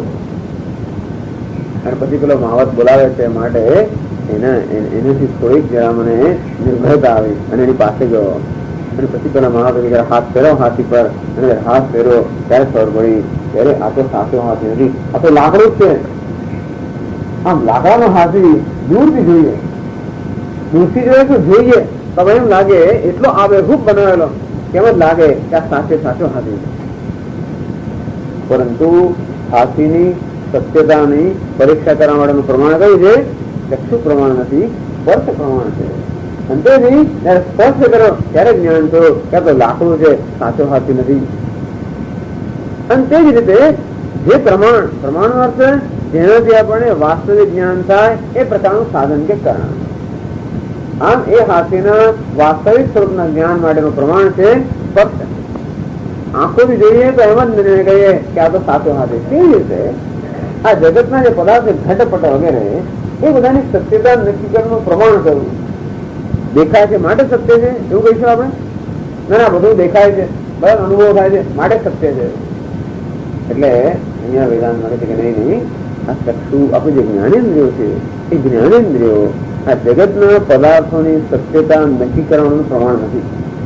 માત્ર દેખાય છે એટલે સત્ય છે એવું ન માની લેવું જોઈએ, પરંતુ જે દેખાય છે એ વાસ્તવિક રીતે શું છે એ પ્રશ્ન પૂછવો જોઈએ કે ઘણો દેખાય છે ખરો તો ઘણો છે શું? પ્રમાણ હિ નિરૂપ્યમાણમ. આ અંદર વિવેક પૂર્ણ આપણે પ્રમાણ એટલે કે બુદ્ધિ એ સત્યતાનો નિર્ણય કરવા માટેનું પ્રમાણ છે. એ વસ્તુની સત્યતા આંખોથી નક્કી ન થઈ શકે, બુદ્ધિથી નક્કી થાય. સત્ય એટલે એક જ કહેવાય કે જેનો બાદ ન થાય. સત્ય એને કહેવાય જેનો વ્યભિચાર ન થાય. સત્ય એને કહેવાય જે પોતાનો સ્વભાવ એવો એવો જાળવી રાખે. સત્ય કોને કહેવાય કે જેમાં કોઈ પરિવર્તન ન થાય, એ ફેરફાર એનું સત્ય. સત્ય બોલવું ન તો કહે ને કે જે થયું હોય એ પ્રકારે જ બોલવું, તો જેમ જાણતા હોય એ રીતે બોલવાનું સત્ય. એ રીતે કોઈ પદાર્થ આપણે સત્ય ક્યારે કહીએ? ત્યારે એ જેવું છે તેવું તેવું જો રહેતું હોય તો સત્ય કહીએ. પરંતુ આપણે એ વ્યાખ્યાથી હવે આની સત્ય તપાસ દેખાય છે એટલે સત્ય છે, કે સુગંધ આવે છે મારે સત્ય છે, કે ઉપયોગી છે મારે સત્ય છે, એવી વ્યાખ્યા નહીં. પરંતુ એ વ્યાખ્યા કે વસ્તુ પોતાનું સ્વરૂપ જાળવી રાખે છે કે નહીં, જે વસ્તુ પોતાનું સ્વરૂપ એમને એમ જાળવી રાખે એને સત્ય કહેવાય. અને જે પોતાનું સ્વરૂપ બદલ્યા કરે તે પેલો કાચિંદો, હમણાં બીજો તો લીલો દેખાય, બીજો તો લાલ દેખાય, અનેક રંગ બદલ્યા કરે. એટલે એનો કયો રંગ મને દેખાવા માટે લાલ છે, બીજાને દેખાવા માટે લીલું છે, એ દેખાવ એટલે સત્ય ના કહેવાય. હું તો આપણે દેખાય સાપ છે ત્યાં આગળ, દેખાવ એટલે સત્ય બની ગયો તો કે નહીં. પ્રમાણે નિરૂપ્યમાણ, એને પ્રમાણથી એ વસ્તુ પદાર્થ કયો છે એ નક્કી કરવા માટે એક ચોર આપણી પાસે એનો પ્રકાશ ત્યાં ફેંકીએ ત્યારે નક્કી થાય એ પદાર્થનું વાસ્તવિક સ્વરૂપ શું છે. તો મન અંધકારની અંદર એ પદાર્થ જ્યાં વાસ્તવમાં રજ્જુ છે ત્યાં સર્પ દેખાય, દેખાયો માટે સર્પ છે એવો નિયમ નથી. પરંતુ એ પદાર્થને સ્વરૂપને નક્કી કરવા માટે જે પ્રમાણ છે એટલે જયારે ત્યાં પ્રકાશ બરોબર પડે અને પછી જોઈએ ત્યારે નક્કી થાય કે શું છે. કેવી રીતે આ જગતના પદાર્થો પર આ વિવેક બુદ્ધિનો પ્રકાશ પાડવાની જરૂર છે. આંખો પ્રકાશના સહકાર વિવેક શક્તિ હોય અને તો આપણે વસ્તુનું સ્વરૂપ નક્કી કરીએ. કેવી રીતે આ જગતના પદાર્થોનું સ્વરૂપ નક્કી કરવા માટે આ વિવેક બુદ્ધિ પ્રકાશ ફેંકવાની જરૂર છે અને પછી આપણે નક્કી કરીએ કે એનું સ્વરૂપ કેવું છે. એટલે પ્રમાણ નિરૂપ્યમાન વસ્તુ સંભવતી. પ્રમાણથી આપણે જયારે એનું નિરૂપણ કરીએ બુદ્ધિનું પ્રમાણથી ત્યારે આપણે જોઈશું કે કોઈ વસ્તુનો ક્યાંય સત્ય નથી. કેમ સમજાવે છે? વિકારો હિ સહ, જેને આપણે શીત ઉષ્ણ કહીએ છીએ, જેને આપણે જગતના પદાર્થો કહીએ છીએ, કોઈ પણ એ શું છે? વિકાર છે. જગતનો કોઈ પદાર્થ કયો છે? વિકાર છે. વિકાર કશાકમાંથી ઉત્પન્ન થયો. કોઈ પણ પદાર્થ જગતનો આપણે લઈએ તો એ બીજા કશાકમાંથી ઉત્પન્ન થયો હશે. દહીં જેવી રીતે દૂધનો વિકાર છે, ઘડો તેવી રીતે માટીનો વિકાર છે, અલંકાર એ સુવર્ણનો વિકાર છે. આ દેહ શું છે? પંચમહાભૂતોનો વિકાર છે. આપણું મન પણ શું છે? એ પણ સૂક્ષ્મ પંચમહાભૂતોનો વિકાર છે. હવે એવી એક વસ્તુ તમને બતાવો જે વિકાર ના હોય. સૂર્ય પણ શું છે? એ તેજ નામના તત્વનો વિકાર છે. ચંદ્ર પણ શું છે? પથ્થર તે પણ પંચમહાભૂતોનો વિકાર છે. આમ જગતના બધા પદાર્થો પંચમહાભૂતો સ્થૂળ સૂક્ષ્મ કે કશાક ને કશાક માંથી બનેલા છે અને તેથી એને શું કહેવાય? વિકાર. વિકારો હિ સહ. કોઈ પદાર્થ આપણે લઈએ તો આપણે જોઈ શકીએ છીએ કે એ વિકાર કશાક માંથી બનેલો છે. પછી જાતે તો ઉત્પન્ન થતું જ નહીં, બીજું કોઈ ફળ નથી, એકદમ તમને એ ઘડાવટમાં બરોબર છે. વિકાર કશું કર્યા વગર કે માટી હોય વગર ઘડો મળી આવે એવું બને છે. સ્વામીની ભાષા તો એક એવી તરફ ખીણ હોય મોટી, ત્યાં કાશ્મીરમાં એક ખીણ છે ત્યાં ઘડાઓ જ મળ્યા કરે છે. આપણે એકદમ એવું નથી હોતું. ઘડાનું કઈ સર્જન થતું હોય ત્યારે ઘડો બનતો હોય. આ માટીના વિચારો કઈ ઘડો બનતો હોય છે. એમનું ક્યાંથી આકાશ અત્યારમાંથી સમજ આવે તો ભાઈ આપણે વિચારવું પડે કે ક્યાંથી આવું શું છે. ધારો કે આમ ભક્તિ આમ આવે તો ભસ્મ વગર આમ કરે ઘર આકાશમાં, તો ભાઈ આપણે એના સ્વરૂપનો વિચાર કરવો પડે કે દેખાય તો છે એની સત્તા કેટલી છે? એ પ્રાતિભાષિક સત્તા છે કે વાસ્તવિક સત્તા છે? જગતનો દરેક પદાર્થ કશાકમાંથી બન્યો હોવો જોઈએ. વિકારો ચાલો લાયક નક્કી થયું. જે કઈ પદાર્થો જગતમાં છે નામ રૂપાત્મક પદાર્થો છે એ દરેક પદાર્થો કશાકમાંથી બનેલા છે. અંતેથી કશાક ને કશાકનો વિકાર છે. જેમાં બે પંચ મહાભૂતોનો વિકાર છે, દહીં દૂધનો વિકાર છે, ઘડો માટીનો વિકાર છે, અલંકાર સુવર્ણનો વિકાર છે. અંતે દરેક પદાર્થ કશાક ને કશાકનો વિકાર છે. કોઈ કારણમાંથી બનેલું છે. પંચ મહાભૂતોને કારણ કહેવાય, દેહને કાર્ય કહેવાય. દહીંને કારણ, દૂધને કારણ કહેવાય, દહીંને કાર્ય કહેવાય. માટીને કારણ કહેવાય, ઘડાને કાર્ય કહેવાય. તો વિકારસ્ય વિચરતી, બહુ સરળ છે. આપણો જે કોઈ વિકાર હોય એ વિચરતી, હંમેશા કઈ ને કઈ પ્રકારનો વિચાર ફેરફાર થયા જ કરવાનો. આ દેહ જે પંચ મહાભૂતોનો બનેલો છે, મને સતત કઈ ને કઈ પ્રકારનો ફેરફાર થયા જ કરવાનો. આ ઘોડો છે માટીમાંથી બનેલો છે, સતત કઈ ફેરફાર થયા જ કરવાનો. કારણ કે ઘોડો પોતે પોતાની સ્થિતિ નક્કી કરવા માટે સ્વતંત્ર નથી. ઘોડાની સ્થિતિ કોણ નક્કી કરે છે? માટી. દેહ પોતે પણ પોતાની સ્થિતિ નક્કી કરવા માટે સ્વતંત્ર નથી. અને કાર્ય હોય કે વિકાર હોય એમાં સ્વતંત્રતા ના હોય. એની સ્થિતિ કોણ નક્કી કરે? એનું કારણ નક્કી કરે. અને વિકારસ્ય વિચરતી, બસ આટલો વિચારો. એવો એક જગતનો પદાર્થ છે જેમાં વિચાર ન થતો હોય, જેમાં ફેરફાર ન થતો હોય. આપણે પુસ્તક એમની એમ જ છે, લાખો વર્ષ, હજારો વર્ષ એવી એવી છે એમ માનતા હોઈએ તો એ જોવા જેવી વસ્તુ છે. અમે અમેરિકામાં ઘણા વર્ષો પહેલા એક ગ્રેન્ડ કેન્યન નામનું એક સ્થળ છે. ત્યાં એક કોલોરાડો નામની એક નદી છે, એ ત્યાંથી વહે છે. લગભગ ત્યાંનો ઉદ્ભવ ત્યાં છે. અને તમે જુઓ તો તેની જમીન એટલી પોચી છે. આ નદી એકદમ નવી નદી છે. નદી જયારે નવી નદી હોય ત્યારે જમીનને જે જમીન હોય એ જમીન ઘસારો થયા જ કરે. એમ કરતા કરતા બધી જમીન ખૂબ ઘસાય, હજારો લાખો વર્ષ પછી નદીનો પટ છે એ સપાટ થઈ જાય. આપણી નર્મદા નદીઓ તો કેવું લાખો વર્ષ જૂની હશે, કારણ કે આ બધો પટ એકદમ સપાટ થઈ ગયો. પણ નદી જયારે નવી હોય, જે ગંગા જે હિમાલયમાં નવી હોય, જ્યાં જાય ત્યાં આગળ ખોટા થઈ જાય છે. અને ખૂબ ઊંડી ખીણની અંદર પણ 1 માઇલ નીચે કેટલા વર્ષો પહેલા નદી ઉપર છે, આમ એની ધીમે ખોરાતું 1 માઇલ નીચે પહોંચી ગયું. અને નદીમાં જે ઝરાવો આવતો ને બાજુમાં જે નદીમાં જેને મળતા હોય એ ઝરાવો પણ જમીન ખોદતા જાય એમ કરતા અનેક ઝરાવાને કારણે જમીન ખોલાઈ જાય. ત્યાં તમે જુઓ તો આખો ઊંચા ઊંચા પહાડોનો એક સાગર થઈ ગયો છે. ચારે બાજુ ખોલાય એટલે શું થાય, જેમ મગજમાં આપણે ચકતા પાડીએ ને એને જેવું થઈ ગયું. અને મોટા ચકતા પાડો તો મગજમાં પહાડ થઈ જાય ને ત્યાં એવી રીતે ત્યાં આગળ પણ મોટા અનેક પહાડો થઈ ગયા.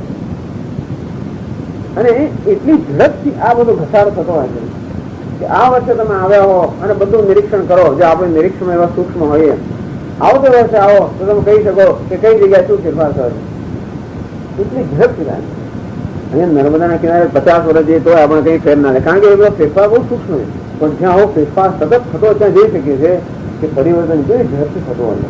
આમ પૃથ્વી જેને આપણે અત્યંત સ્થાયી માનીએ છીએ એમાં શું પરિવર્તન થઈ રહ્યું છે. આ સૂર્ય અને સ્થાયી માનીએ એમાં સતત પરિવર્તન થઈ રહ્યું છે. કારણ કે વસ્તુનો સ્વભાવ છે કે એક કશાકનું કાર્ય હોવાને કારણે, કશાકનો વિકાર હોવાને કારણે એનો સ્વભાવ બદલાયા જ કરવાનો. વિકારસ્ય વિચરતી, જે કોઈ વિકાર હોય એનો સ્વભાવ જ છે કે એમાં ફેરફાર થયા જ કરવાનો. એને વિચાર કહેવાનો, વિચાર થયા જ કરવાનો. દ્રષ્ટાંત આપે યથા ઘટાદિ સંસ્થાનમ, જેમ ઘટાદિ સંસ્થાનમ, ઘટ નામનું જે સંસ્થાન છે અર્થાત એક રૂપ છે ઘટનું, એ કેવું છે? વિકાર છે, માટીનો વિકાર છે. એ પણ સતત બદલાયા કરે છે. ઘડો, પાણીનો ઘડો કેટલો વખત ચાલે? 1 વર્ષ, 2 વર્ષ, 5 વર્ષ ફૂટી ના જાય. ધારો કે આપણે બહુ દરકાર લાગે 100 ઘડો કેટલા વર્ષ ચાલે? 1 દિવસ એવો આવશે છૂટો થઈ જશે ઘડો. કારણ કે પાણી એના પર અસર થવાની, વાયુની અસર થવાની. અને માટીનો સ્વભાવ છે કે એના કણ ધીમે ધીમે એમાં જે પ્રકારનું બોન્ડેજ છે ધીમે ધીમે છૂટું થતું જાય. એક ઘડો છૂટો થઈ જવાનો, કારણ કે વિચાર છે. અંતેથી ઘડાનું આયુષ્ય કેટલું? જેટલું માટીનું હોય એટલું, એથી વધારે તો નહીં ને. અને માટી પોતે જ વિકાસશીલ પદાર્થ હોવાને કારણે ઘડામાં સતત કઈ ને કઈ પરિવર્તન થયા જ કરવાનું. ઘટાદિ સંસ્થાન ચક્ષુષા નિરૂપ્યમાન, જે ચક્ષુથી કે આંખોથી આપણે જોઈએ ઘટ વગેરે પદાર્થો નિરૂપ્યમાન. હવે જયારે આપણે એનું નિરૂપણ કરીએ કે આ પદાર્થ શું છે, મૃત વ્યતિરેકે અનુપલબ્ધ હે અસત. ઘડોનો જે પદાર્થ છે દૂર વ્યતિરેકેણ અનુપલબ્ધે હે. આ ઘડાની ઉપલબ્ધિ અર્થાત ઘડાનું જે જ્ઞાન છે, પ્રત્યક્ષ જ્ઞાન જે ચક્ષુથી જાય છે, એ ઘડાને માટીથી ભિન્ન આપણે એને ક્યારેય જોઈ ન શકીએ. અર્થાત ઘડો માટીથી ક્યારે પણ ભિન્ન ન સંભવી શકે. અંતેથી એ પદાર્થ જયારે જોતા હોય ત્યારે પણ વાસ્તવમાં કોને જોતા હોય છે? માટીને. એ ઘડાને સ્પર્શ કરે તો શેમાં સ્પર્શ કરે છે? માટીને સ્પર્શ કરે છે. ઘડામાં પાણી ભરે તો શેમાં પાણી ભરીએ છે? માટીમાં. અંતેથી ઘડો નામનો એ પદાર્થ છે એ માટીથી સ્વતંત્ર રીતે ક્યારેય પણ આપણે એને જ્ઞાન ન થાય કે માટીથી સ્વતંત્ર ક્યારેય ન સંભવી શકે. અંતેથી કેવો છે? અસત. એટલે છાંદોગ્ય ઉપનિષદમાં સમજાવે છે, વાચારંભણમ વિકારો નામ હયમ વૃત્તિકા એકેવ સત્યમ. વિકાર એ શબ્દ અહીંયા ભાષ્યકાર હોય વિકાર વ્યતિચરતી, એ ક્યાંથી લાવે છે? એટલે જે જે શબ્દો વાપરવા હોય છે તો ક્યાંક ને ક્યાંક અનુસંધાન હોય છે. ઉપનિષદમાં કહે છે કે જે વિકાર છે એ વાચા રંભણ છે. વાચા એટલે માત્ર વાણી વડે જ જેનો આરંભ છે, અર્થાત વાણી જેટલી એની સત્તા છે, નામ જેટલી સત્તા છે. વિકાર એટલે ઘડો જે છે એનું માત્ર સત્તા કેટલી? નામ જેટલી સત્તા. વાસ્તવમાં શું છે? માટી. અત્યારે આપણે ઘડાને જોતા હોઈએ અને ધારી ધારીને જોઈએ અને એમ કરતા કરતા ઘડાનો જે આકાર છે એ આકારને બદલે માત્ર માટી જે છે એના પર આપણે ધ્યાન કેન્દ્રિત કરીએ. અંતો આપણા મનમાં શું આવશે? માટી આવશે. અંતે વખતે પેલો ઘડાનો આકાર આપણા મનમાં જતો રહે છે. તમે હવે ટ્રાય કરજો. ધારો કે આપણે સમુદ્ર દરિયા કિનારે બેઠા હોઈએ અને મોજા જોતા હોઈએ તો આ મોજાના બધા આકાર દેખાય કરે. હવે ધારી ધારીને એક મોજાને જોઈને માત્ર મોજાનું જે તત્વ છે એના તરફ નજર કરજો તો આપણા મનમાં પાણી આવી જશે. અંતે મોજાનો પેલો આકાર જે છે એ જતો રહે. અંતે વખતે આપણા મનમાં શું છે? જળ. ત્યારે મોજાનો આકાર પણ ગયો અને જોયું નામ પણ જતો રહ્યું. હવે શું રહી ગયું? જળ. અને તે જ રીતે આ ઘડો નામનો જે પદાર્થ છે એને આપણે બરોબર ધારીને જોઈએ. અર્થાત એ માટી જેમાંથી બનેલું છે એ માટી તરફ આપણે ધ્યાન કેન્દ્રિત કરીએ. જેમ આત્મા ઉદ્ધવ કહે છે ને, દૃશ્યતે અપ્રેષુ ધાવસ્તુ ભાવન્યો યથાર્થથી. આમ શું ચંદ્રદોષ છે આ વાદળો દોડી રહ્યા છે તો વાદળો તરફ આપણી દ્રષ્ટિ જયારે ફોકસ થઈ હોય ત્યારે ચંદ્ર દોડતો લાગે. પણ ચંદ્ર પર જયારે આપણે દ્રષ્ટિ કેન્દ્રિત કરીએ ત્યારે જ્ઞાન થાય કે વાદળો દોડી રહ્યા છે. અને તે જ રીતે જેમાંથી આ ઘડો બન્યો છે એ માટી તરફ આપણે ધ્યાન કેન્દ્રિત કરીએ તો તરત જ ઘડાનો જે આકાર વગેરે છે એ જતો રહે છે આપણા મનમાંથી અને માત્ર માટી ત્યાં સ્થાપિત થઈ જશે. અંતે વખતે ઘડાનું રૂપ પણ જતું રહ્યું અને ઘડાનું નામ પણ જતું રહ્યું. ઘડો નામનો કોઈ પદાર્થ રહ્યો છે ક્યાં ના રહ્યો? આપણા મનમાં તો ના રહ્યો. મને તો નથી જ દેખાતો. શું દેખાય છે? માત્ર માટી. એટલે નામ અને રૂપ બંને સાથે જતા રહ્યા. માટે રૂપની કેટલી સત્તા છે? જેની નામની સત્તા સાથે આવ્યું અને સાથે ગયું.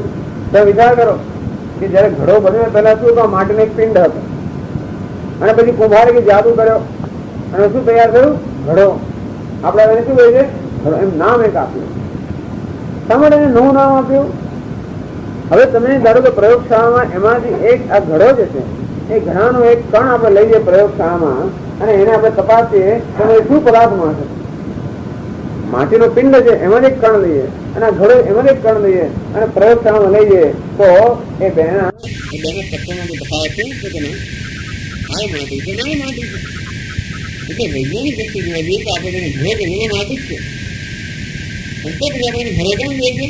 તમે કહેશો કારણ કે હવે એક આકાર છે એનો તેથી આપણે નામ હતું ઘડો. એ આકાર જે એ માટીથી અલગ રહી શકે? આકારની કેટલી સત્તા કેટલી સત્યતા? આકાર રૂપ નામની જે વસ્તુ માટી ભિન્ન ન રહી શકે કારણ કે એ ઘડામાંથી માટી નામનો પદાર્થ કાઢી લઈએ તો પેલા ઘડાનું રૂપ પણ જતું રહે. એક ऐसे शंकराचार्य अमृत जो करे थे अनुपलब्धो है असत. ઘડો નામનો પદાર્થ છે માટીથી સ્વતંત્ર રીતે ત્યારે આપણે જોઈ ન શકીએ, અનુભવી ન શકીએ, સ્પર્શી પણ ન શકીએ. જરા ઘડાનો સ્પર્શ કરો તો માટીનો સ્પર્શ કરે તો જ ઘડાનો સ્પર્શ રાખીએ તો નથી. ઘડો લઈ આવો માટી લાગે તો જ ઘડાને લાવી શકાય, નહીતર ન આવી શકાય. જરા ઘડાને તોડી નાખો પછી ક્યાં કરીએ તો એ બધા ઓપરેશન કે બધી ક્રિયાઓ ક્યાં થતી હોય માટી પર જ થતી હોય. માટીથી ભિન્ન કે સ્વતંત્ર ધ્યાન જે અસ્તિત્વ નથી અને માટે ઘડો નામનો પદાર્થ છે એ ક્યાં છે? માટીની ઉપર ઘડો છે કે ઘડાની અંદર માટી છે, કે ઘડાની ઉપર માટી છે, કે ઘડાની વચ્ચે માટી છે, કે બહાર માટી, અંદર ક્યાં માટી? ઘડો એ જ માટી છે. ઘડો એ જ માટી હોય તો ઇન્સાન ઘડો પર અરે વ્યવહારમાં. જેથી હું તમે ઘડો કહું અને તમે ઘડો કહો તો સારું, વ્યવહાર ઘડો ચાલે, એટલે વ્યવહાર ના ચાલે. માટે પરસ્પર આપણે એકબીજાની સાથે આજે આપણી સમજૂતી કરેલી છે. સમજૂતી ઘડો એવું આપણે આપણું જેમ માત્ર સમજૂતીથી આપણે આપેલી માત્ર છે જે પદાર્થ છે તે માટી છે. આમાં સત્યની આપણે વાત કરી રહ્યા છીએ. કોઈ પ્રકારની લાગણીમાં અંદર આવ્યા વગર ના આવો સરસ ઘડો તમે ખાલી માટી જ કર્યું તો કે ચાલતું ને, આવું સરસ ઘડો બનાવીને તમે ખાલી સોનું જ કહ્યું. પણ સત્યતાની દ્રષ્ટિએ અર્થાત એમાં કેટલી સત્યતા એ દ્રષ્ટિ જોવા જોઈએ. ઘડો છે માત્ર માટી છે. આવું સરસ દેહ છે એનો પંચગણો તો આ કેટલા લાગે એ મળે છે. પંચગણો માંસ રુદ્ર સ્નાયુ મેદો મજ્જાથી સંકુલન એનો દેહમાં આવું દેખાય છે. ત્વચા માંસ મજ્જા પૂર્ણ મૂત્ર પુરુષાભ્યામ પર સ્થૂલમ નિંદ મિદમ વપુ એટલે એમને વપુ એટલે શરીર આવી બધી વસ્તુઓને જે સંકુલ દેખાય છે. આ શરીર ને કયું ના કહેવાય. બીજા બધા શરીર ભલે ભલે આમ નિંદે હોય, બીજા બધા શરીર નિંદે પણ આ તો ઘરે પોલિશ કર્યા જ કરવાનું. કેમ કે આ તો હું છું. એટલે જે વસ્તુ અહીંયા એક તકલીફ થાય છે. આમ જયારે શરીરનું વર્ણન કરી ફક્ત સમજી શકીએ છીએ કે શરીર આવું છે. એટલે આ શરીર પર જયારે આવે ત્યારે બધો વિવેક જતો રહે છે. એવું જો ન થતું હોય તો આપણે આ શરીર સત્યતા પણ સમજી શકીએ અને એની જેટલી સત્યતા છે એટલી સત્યતા ના આપીએ. તે જ રીતે આ ઘડો એક માત્ર દ્રષ્ટાંત છે.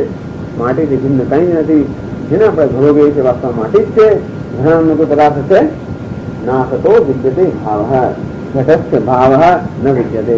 એટલે ઘડાનું કોઈ અસ્તિત્વ નથી એ ભગવાન કહે. આ શું કહી કે ઘડાના પદાર્થનું કોઈ અસ્તિત્વ નથી. ઘડો જેને કહે છે એ ઘડાને અનુરૂપ કોઈ પદાર્થ જ નથી. માટી કહે છે માટીને અનુરૂપ પદાર્થ છે. ઘડાને અનુરૂપ કોઈ પદાર્થ નથી. કરસ્પોન્ડિંગ અનુરૂપ એટલે શું? ઘડો અને એને અનુરૂપ એવું કોઈ પદાર્થ છે જ નહીં. માટી એને અનુરૂપ પદાર્થ છે. ઘડો નામનો કોઈ પદાર્થ જ નથી. એને જો ઘડો લઈ આવો એ માટીથી સ્વતંત્ર એટલે ઘડો ન લાવી શકે, એ માટી જ લાવી શકે. કારણ કે માટી નામનો જ પદાર્થ અને તેથી અસત. ઘડાને શું કહેવાય? અસત. અસત અર્થાત જેનું કોઈ વાસ્તવિક અસ્તિત્વ નથી. પરંતુ આપણે બહુ જ વિકસિત ન થઈ જઈએ. ઘડો છે જ નહીં, અમને દેખાય છે અડકું છું આવું પાણી ભરે એટલા માટે કહે છે કે મિથ્યા છે.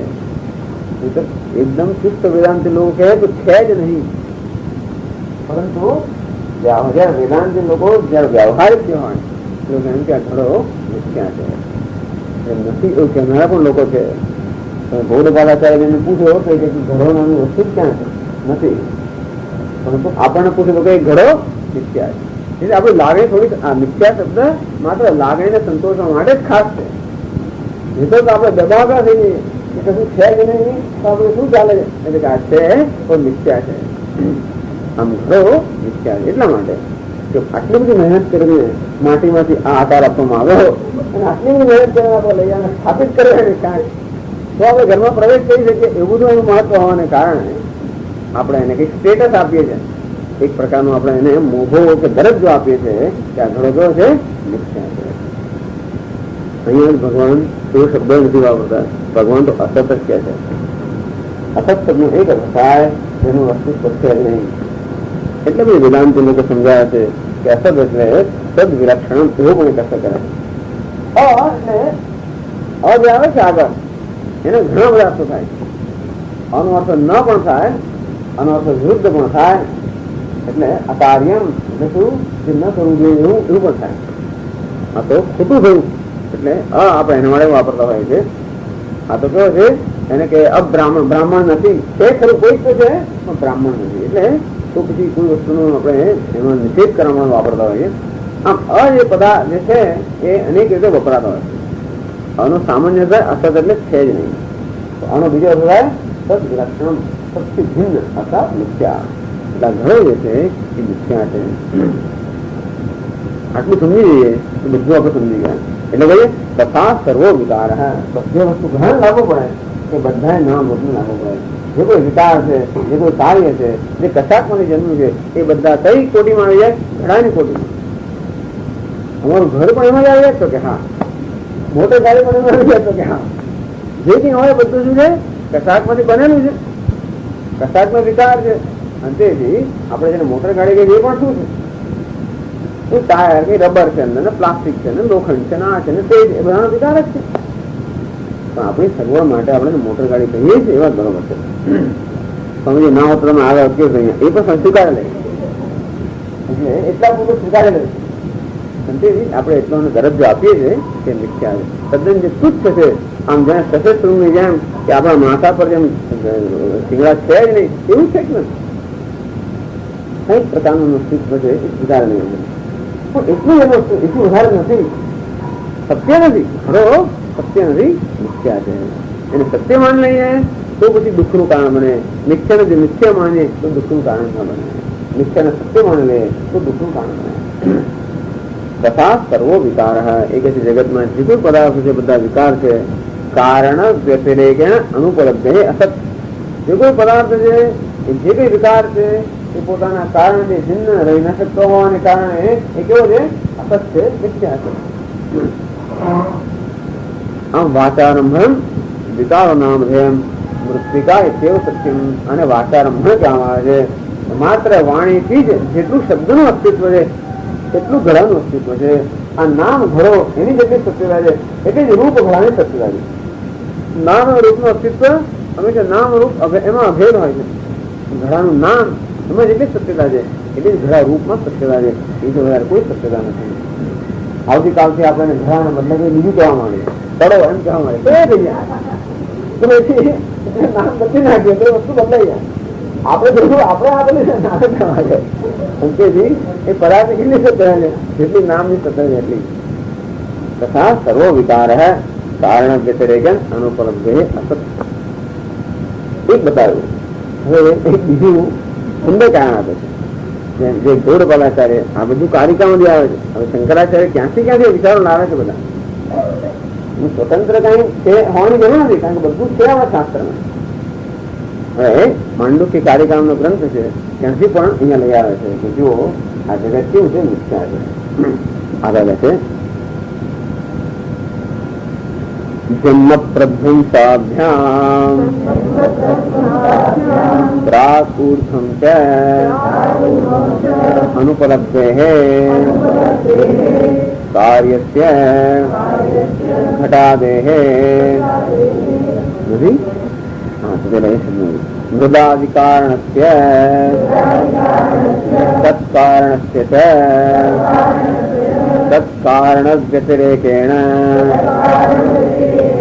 અનુપલબ્ધેઃ અસત્વમ. એટલે કે જન્મ પ્રધ્વંસાભ્યામ પ્રાગ ઊર્ધ્વમ ચ અનુપલબ્ધેઃ. આ વસ્તુની સ્થાયિત્વ કે સત્યતા નક્કી કરવા માટે એક બીજું પણ આપણે માપદંડ આપે, એક બીજો નિયમ આપે કે જે વસ્તુ ત્રણેય કાળમાં ટકી રહેતી હોય એક સત્ય કહેવાય. જે પહેલા ન હોય અને પછી પણ ન હોય અને માત્ર વચ્ચે જ હોય તો આપણે સત્ય ના કહી શકીએ. આમ જન્મન પ્રાગ પ્રધ્વંસાત ઉર્ધ્વમ. આ જે ઘડો છે આપણે એને કહીએ છીએ એના જન્મ થયા પહેલા ઘડો નામની કોઈ વસ્તુ હતી તો કે નહીં. અને ઘડો તૂટી જાય અથવા પ્રધ્વંસ થાય નાશ થાય તો નાશ થયા પછી ઘડો નામની કોઈ વસ્તુ રહે છે તો કે નહીં. આમ જન્મન પ્રાગ જન્મની પહેલા અને પ્રધ્વંસાત ઉર્ધ્વમ એને ધ્વંસ થયા પછી અનુપલબ્ધે ઘડો બધું પદાર્થ દેખાતો જ નથી. અર્થાત કુંભારે બનાવ્યો પેલા કોઈ કઈ ઘડો જો આવ્યો તો ક્યાં છે ઘડો? આપણે માટી દેખાય, ઘડો નથી દેખાતો. એ ઘડો તૂટી ગયો અને પછી કોઈ ઘડો દેખાય તો મને તો ઠીકરા દેખાય, ત્યાં ઘડો દેખાતો નથી. આમ એના જન્મ પહેલા પણ ઘડો નામનો પદાર્થ નથી, એના પ્રધ્વંસ પછી પણ ઘડો નામનો પદાર્થ નથી. તો વચ્ચે દેખાય છે એ કેવું હોય? આયાવંતે નાસ્તિ વર્તમાને તથા. ત્યાં શંકરાચાર્ય સમજાવે છે કે આ માણસ વિચારને પુત્ર નથી. અંતિમ બહુ જ વિચાર કર્યા કરો. સ્વપ્નમાં એને પુત્ર થયો, જાગી ગયો તો પુત્ર નથી. એટલે પિતા પહેલા પણ નહોતો ઉઠ્યા પછી પણ નથી, વચ્ચે દેખાયો, એની સત્તા કેવી હોય? માત્ર પ્રાતિભાષિક. આમ જે આદિમાં પણ નથી, અંતમાં પણ નથી, એની સત્તા જે વચ્ચે હોય કેવી હોય? સ્વપ્ન જેવી હોય. સ્વપ્ન એવું જ છે. અને તે જ રીતે આ ઘડો આદિમાં પણ નથી, અર્થાત એના જન્મ પહેલા નથી, એને ધૂમ પછી પણ નથી, વચ્ચે ઘડો નામની જે વસ્તુ દેખાય છે એ વાસ્તવમાં શું છે? ઘડો છે જ નહીં. એ શું છે? ઘડાના જન્મ પહેલા શું હતું? માટી. ઘડાના મૃત્યુ પછી શું છે? ધૂમ પછી માટી. તો વચ્ચે શું હોય? માટી છે ને. ઘડાની વસ્તુ આવી જ ક્યાં છે? ત્યારે જન્મ પહેલા નથી અને એના ધૂમ પછી પણ નથી, તો વચ્ચે શું આવવું જોઈએ? માટી જ હોવી જોઈએ. અંતેથી વચ્ચેમાં શું છે? માટી. આમ જે જન્મ પહેલા ન હોય અને ધૂમ પછી ન હોય, એ કેવું હોય? અસત હોય, અસત હોય, અથવા તો મિથ્યા હોય. અને આ જ નિયમ પછી બધે લાગુ પડે. હવે આ તો તમે કહ્યું કે આ ઘડો મિથ્યા છે અને માટી સત્ય છે, તો પછી કોઈ તરત માટીને પછી આપણે હાથમાં લઈએ, માટીને આપણે પછી હાથમાં લઈએ કે ચલો માટીની સત્યતા કેટલી છે? આ તો ઘણી દ્રષ્ટિએ માટી સત્ય ખરી ગઈ, બરોબર છે. તો માટીને પછી આપણે તપાસીએ કે માટી શું ચીજ છે? માટી પણ કશાકનો વિકાર છે, એમાં પૃથ્વી તત્વનો વિકાર જ છે ને. તેથી બધાની કારણ સત્કારણ છે. આ ઘડો તો મિથ્યા છે, તો ઘડાનું જે કારણ માટી છે, એ માટી પણ શું છે? બીજા કશાકનો વિકાર હોવાને કારણે માટી પણ શું છે? મિથ્યા. તો એનું કારણ જે પૃથ્વી છે એ પણ શું છે? એ બીજા કશાનો વિકાર છે, તેનો જળનો વિકાર છે, પણ એને પૃથ્વી કે જે પણ શું છે? મિથ્યા. જળ વળી ત્રીજાનો વિકાર છે, અગ્નિનો વિકાર છે, પણ જળ પણ શું છે?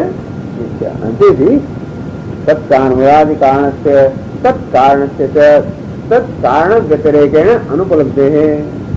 આમ દરેક પદાર્થ કેવો છે? વિકારક છે. એનું કારણ એ પણ વિકાર છે. ઘડો તે તો વિકાર છે, તો ઘડો જેમાંથી બની માટી પોતે પણ વિકાર છે, માટી જેમાંથી બની પૃથ્વી પણ વિકાર છે, પૃથ્વી જેમાંથી બની જળ પણ વિકાર છે. આમ જ્યાં પણ નજર નાખીએ તમે શું દેખાય? વિકાર, વિકાર, વિકાર, નિર્વિચાર, નિર્વિચાર, નિર્વિચાર, કાર્ય, કાર્ય, કાર્ય. તેથી આ જે પિતા છે કોની દ્રષ્ટિએ? એને પુત્રની દ્રષ્ટિએ. તો પોતે કોણ છે? પુત્ર જ છે. અમારે એનું કોઈ કારણ હોવું જ જોઈએ. તરત એના પિતા એ કોણ છે? પિતા છે, કારણ આનું કારણ છે. પોતે કોણ છે? પુત્ર છે. કારણ પિતા ક્યારે થાય? પુત્ર પુત્ર હોય ત્યારે જ થાય. અને તેથી આવી રીતે આપણે જયારે જોવા જઈએ ત્યારે ક્યાં જઈને અટકે? દરેક દરેક એ કહે છે અનુપલબ્ધે અસત્વમ. જેને પિતા કહે છે કેવો છે? અસત્ય. પિતા કોણ છે? મિથ્યા. આ વ્યક્તિ ભલે સત્ય રહે પણ પિતા શું છે? મિથ્યા છે. અને પુત્ર પણ મિથ્યા છે, પણ એ માત્ર પિતાના સંદર્ભમાં છે. પુત્રનો સેમ તો લગાવી નથી આવ્યો. પુત્ર બધા પુત્ર ના જ છે ને, એનો પુત્ર તને પિતા જ છે. પુત્ર જો હોય તો બધા માટે પુત્ર થવો જોઈએ. જોતું નથી કે માણસ છે, કારણ બધાને માણસ કહે છે, પણ એ પિતા નથી, કારણ બધાને પિતા નથી કહેતા. થોડાક જ લોકો કહે છે પુત્ર, બધાને પુત્ર નથી કહેતા, કોઈક લોકો કહેતા હશે. તેથી આ પિતા પુત્રમાં શું છે? એ મિથ્યા છે.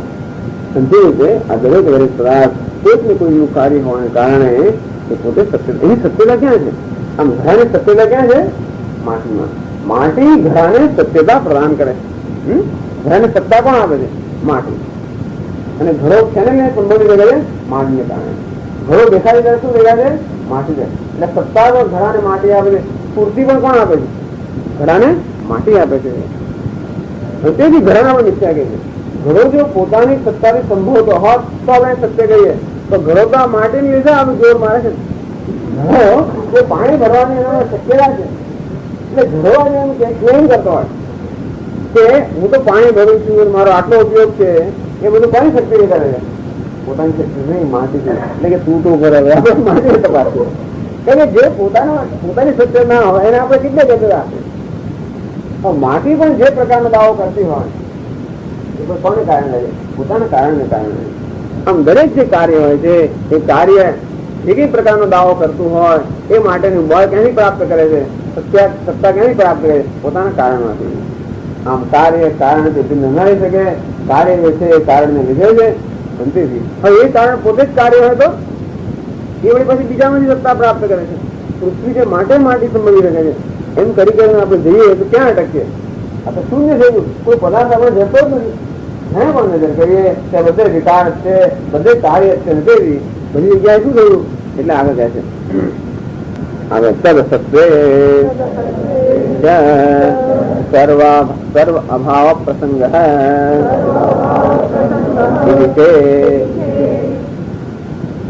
આ વસ્તુ બુદ્ધ લોકો હવે તો એમણે હવે પરીક્ષણ કરવા માંડ્યું કે જગતમાં ક્યાંય નજર કરો નામ રૂપ છે, વિકાર છે, કાર્ય છે, કાર્ય પોતાની સત્તા કારણને લીધે ધરાવે છે, પણ કારણ સત્ય છે, તો જેને કારણ કહીએ એ બીજાનું કાર્ય છે એમ કરતા કરતા જઈએ તો તદ અસત્ય, કારણ પણ જો અસત્ય હોય સર્વ અભાવ પ્રસંગ હરજી. જગતમાં કશું સત્ય રહ્યું છે? જગત કેવું છે? શૂન્ય છે, ખરું કે નહીં? આ જગત કેવું છે? આટલી બધી જે આપણે અનુભવ કરીએ છીએ અને આટલા બધા સુખ દુઃખ અનેક પ્રકારનું કારણ છે, એ વાસ્તવમાં શું છે? જો ઘરોની માટી હોય તો ઘરો શું છે? શૂન્ય થઈ ગયું. અને ઘરો પૃથ્વી જ હોય તો માટી પૃથ્વી હોય તો માટી પણ નથી. એમ કરી કરીને આપણે જેમ અંદર અંદર જતા જઈએ તેમ છેવટે આપણે ક્યાં નિર્ણય પર આવીએ? સર્વ અભાવ પ્રસંગ હે. આ જગતમાં કશું સત્ય છે જ નહીં. કહે છે ને એ સંસાર છે અસાર છે. આ જગતમાં કોઈ પ્રકારનું સત્ય છે જ નહીં. સર્વ અભાવ પ્રસંગ હે. તો શું વાત થઈ એ રીતે? એટલે આવો પ્રશ્ન કરતા એક વસ્તુ આપણે શરૂ કરી પછી એને જ્યાં આગળ જઈએ શૂન્ય પર આવી જઈએ એટલે એને જવાબ આપે છે. આ પ્રશ્ન કર્યો કે આમ જ હોય કે ઘરો માટીને કારણે સત્તા ધરાવે છે અને માટી પૃથ્વીને કારણે અને પૃથ્વી બીજાને કારણે એમ કરી કરીને બધી વસ્તુ કાર્ય જ છે. અંતેથી છેવટે ક્યાં જઈને અટકશે? શૂન્યમાં જઈને અટકશે. શું? તો શંકરાચાર્ય કહે છે સર્વત્ર બુદ્ધિદ્વય ઉપલબ્ધે સદબુદ્ધિ અસદબુદ્ધિ નહીં એ અભાવનો કે શૂન્યતાનો કોઈ પ્રસંગ નથી. સર્વત્ર બુદ્ધિદ્વય ઉપલબ્ધે. હવે તમે જરા નજર કરો કે કોઈ પણ જગ્યાએ સર્વત્ર ક્યાંય પણ આપણે નજર કરીએ તો બે વસ્તુ આપણે સાથે દેખાડે. બુદ્ધિ દ્વય, બુદ્ધિ સદબુદ્ધિ અસદબુદ્ધિ. કોઈ પણ જગ્યાએ આપણે જયારે કોઈ પણ અનુભવ જયારે થતો હોય કોઈ પદાર્થનો ત્યારે એક સાથે આપણે બે વસ્તુનો અનુભવ થતો હોય. જેમ જયારે ઘડાનો અનુભવ થતો હોય ત્યારે બે વસ્તુનો અનુભવ થાય છે, એક ઘડાનો અને બીજો માટીનો. અને તે જ રીતે બધી જગ્યાએ જયારે વસ્ત્રનો અનુભવ થાય ત્યારે પણ એક વસ્ત્રનો અને તંતુનો કે સૂતરનો અનુભવ થતો હોય છે. એ કહે છે કે સર્વત્ર બુદ્ધિદ્વય ઉપલબ્ધ છે. અને કયા પ્રકારની બુદ્ધિ છે? સદબુદ્ધિ અસદબુદ્ધિ. એક સદબુદ્ધિ, સદ એટલે સત્ય, તે અસદબુદ્ધિ એટલે કે અસત્યની બુદ્ધિ. જે જયારે આપણે કોઈ પણ જ્ઞાન થતો હોય એ જ્ઞાનમાં બે અંશ હોય છે. એક સત્ય અંશ હોય છે અને બીજો અસત્ય અંશ હોય છે અથવા મિથ્યા અંશ હોય છે. એ કેવી રીતે? તો શંકરાચાર્ય સમજાવે છે યદ વિષયા બુદ્ધિ ન વ્યભિચરતી તત્સત યદ વિષયા વ્યભિચરતી તદ અસત ઇતિ તદસત વિભાગે બુદ્ધિતંત્રે સ્થિતે યદ વિષયા બુદ્ધિ ન વ્યભિચરતી તત્સત. આપણે બહુ જાણવા જેવી વસ્તુ છે કે જયારે ઘડાની ઉત્પત્તિ થઈ પહેલા ત્યાં શું હતું? માટી હતી. જયારે ઘડો બન્યો ત્યારે હવે આપણને એક સાથે બે વસ્તુના દર્શન થાય છે, એક સાથે ઘડાના અને બીજા માટીના. હવે ધારો ઘડાને તોડી નાખે તો જ્યાં પેલા ઘડો હતો ત્યાં ત્યારે શીકડા હોય ત્યાં પણ આપણે બે વસ્તુ દેખાય છે. કઈ બે વસ્તુઓ? શીકડા અને માટી. અને આ શીકડાને મળી કોઈ દૂધ ચૂર્ણ કરી નાખે એનો પાવડર થઈ જાય તો પણ આપણે બે વસ્તુ દેખાય છે, એક ચૂર્ણ છે અને બીજું માટી. તો આ ઘડામાં જેમ જેમ એમાં વિચાર થતો જાય, જેમ જેમ નામ બદલાતા જાય તેમ તેમ આ ઘડો નામનો પદ ઘટ બુદ્ધિ જે છે એ સતત બદલાયા કરે. પેલા જ્યાં ઘડો હતો ત્યાં શીકડા છે, ત્યાં શીકડા હતા ત્યાં ચૂર્ણ છે. પરંતુ આ બધાની અંદર પહેલા પણ શું માટી પણ હતી. એ ઘડો હતો ત્યારે પણ માટી હતી, શીકડા હતા ત્યારે પણ માટી હતી, આ ચૂર્ણ છે ત્યારે પણ માટી છે. અંતેથી આ બે બુદ્ધિની અંદર એક જે બુદ્ધિ છે એ કેવી છે? કોઈ પ્રકારના એ બદલાતી નથી. યદ વિષયા બુદ્ધિ ન વ્યભિચરતી તત્સત. આ માટી જેનો વિષય છે એ પ્રકારની બુદ્ધિ છે. માટી જેવી કેવી છે ન વ્યભિચારતી. ઘણા જન્મ પહેલા પણ માટી, ઘરો છે ત્યારે પણ માટી, ટીકડા છે ત્યારે પણ માટી, ચૂર્ણ છે ત્યારે પણ માટી. માટી માટી માટી ન વ્યભિચારતી. સુવર્ણ નો અલંકાર બનાવતો કોની કેવું થાય? પેલા એક લગડી હોય, પછી એને બરોબર ઓગાય અને પછી એમાંથી એક મોટો બનાવે, લાંબો તાર બનાવે, સળીઓ બનાવે, પછી એને વળી ખેંચે, એમાં શું બનાવે? તાર બનાવે, એને ટુકડા કરે અને પછી એની ગોળ ગોળ રિંગ બનાવે અને પછી એને ચેઇન બનાવે. આમ એનો આકાર બદલાવે એને વ્યભિચાર કહેવાય. પેલા જે લગડી હતી એમાંથી સળીઓ થયો અને સળિયાનો પછી તાર થયો અને તારમાંથી પછી ટુકડા થયા અને ટુકડામાં પછી રિંગ હતી. આ એનું નામ બદલાય કરતો હતું, પણ સતત આ બધી બદલાતી પ્રક્રિયાઓની અંદર પણ એક વસ્તુ છે જે બદલાયા વગરની છે અને તે છે આમ જે સળીઓ છે એ કેવો છે? વ્યભિચારી છે. સોનું કેવું છે? અવ્યભિચારી. અને પછી વાયર છે એ કેવો છે? વ્યભિચારી છે, સોનું અવ્યભિચારી. આમ દરેક અનુભવની અંદર એક વ્યભિચારી, એક બદલાતો અંશ હોય છે અને બીજો કેવો છે? સ્થાયી અંશ. એક વ્યભિચારી અંશ અને બીજો અવ્યભિચારી અંશ. હવે આપણું નિરીક્ષણ સૂક્ષ્મ બનાવે એ વસ્તુને સૂક્ષ્મથી જોવી એ જાણવું જરૂર છે. જીવનમાં સમજ આપણે માત્ર ઉપસ્થિતનું આપણે નિરીક્ષણ કરતા હોઈએ ને અને રાત દેશમાં નિર્ણય માનીતા હોય છે, પણ સૂક્ષ્મતાની કોઈ વસ્તુનું નિરીક્ષણ આપણે કરતા નથી. ઘણી વાર તેથી સૂક્ષ્મ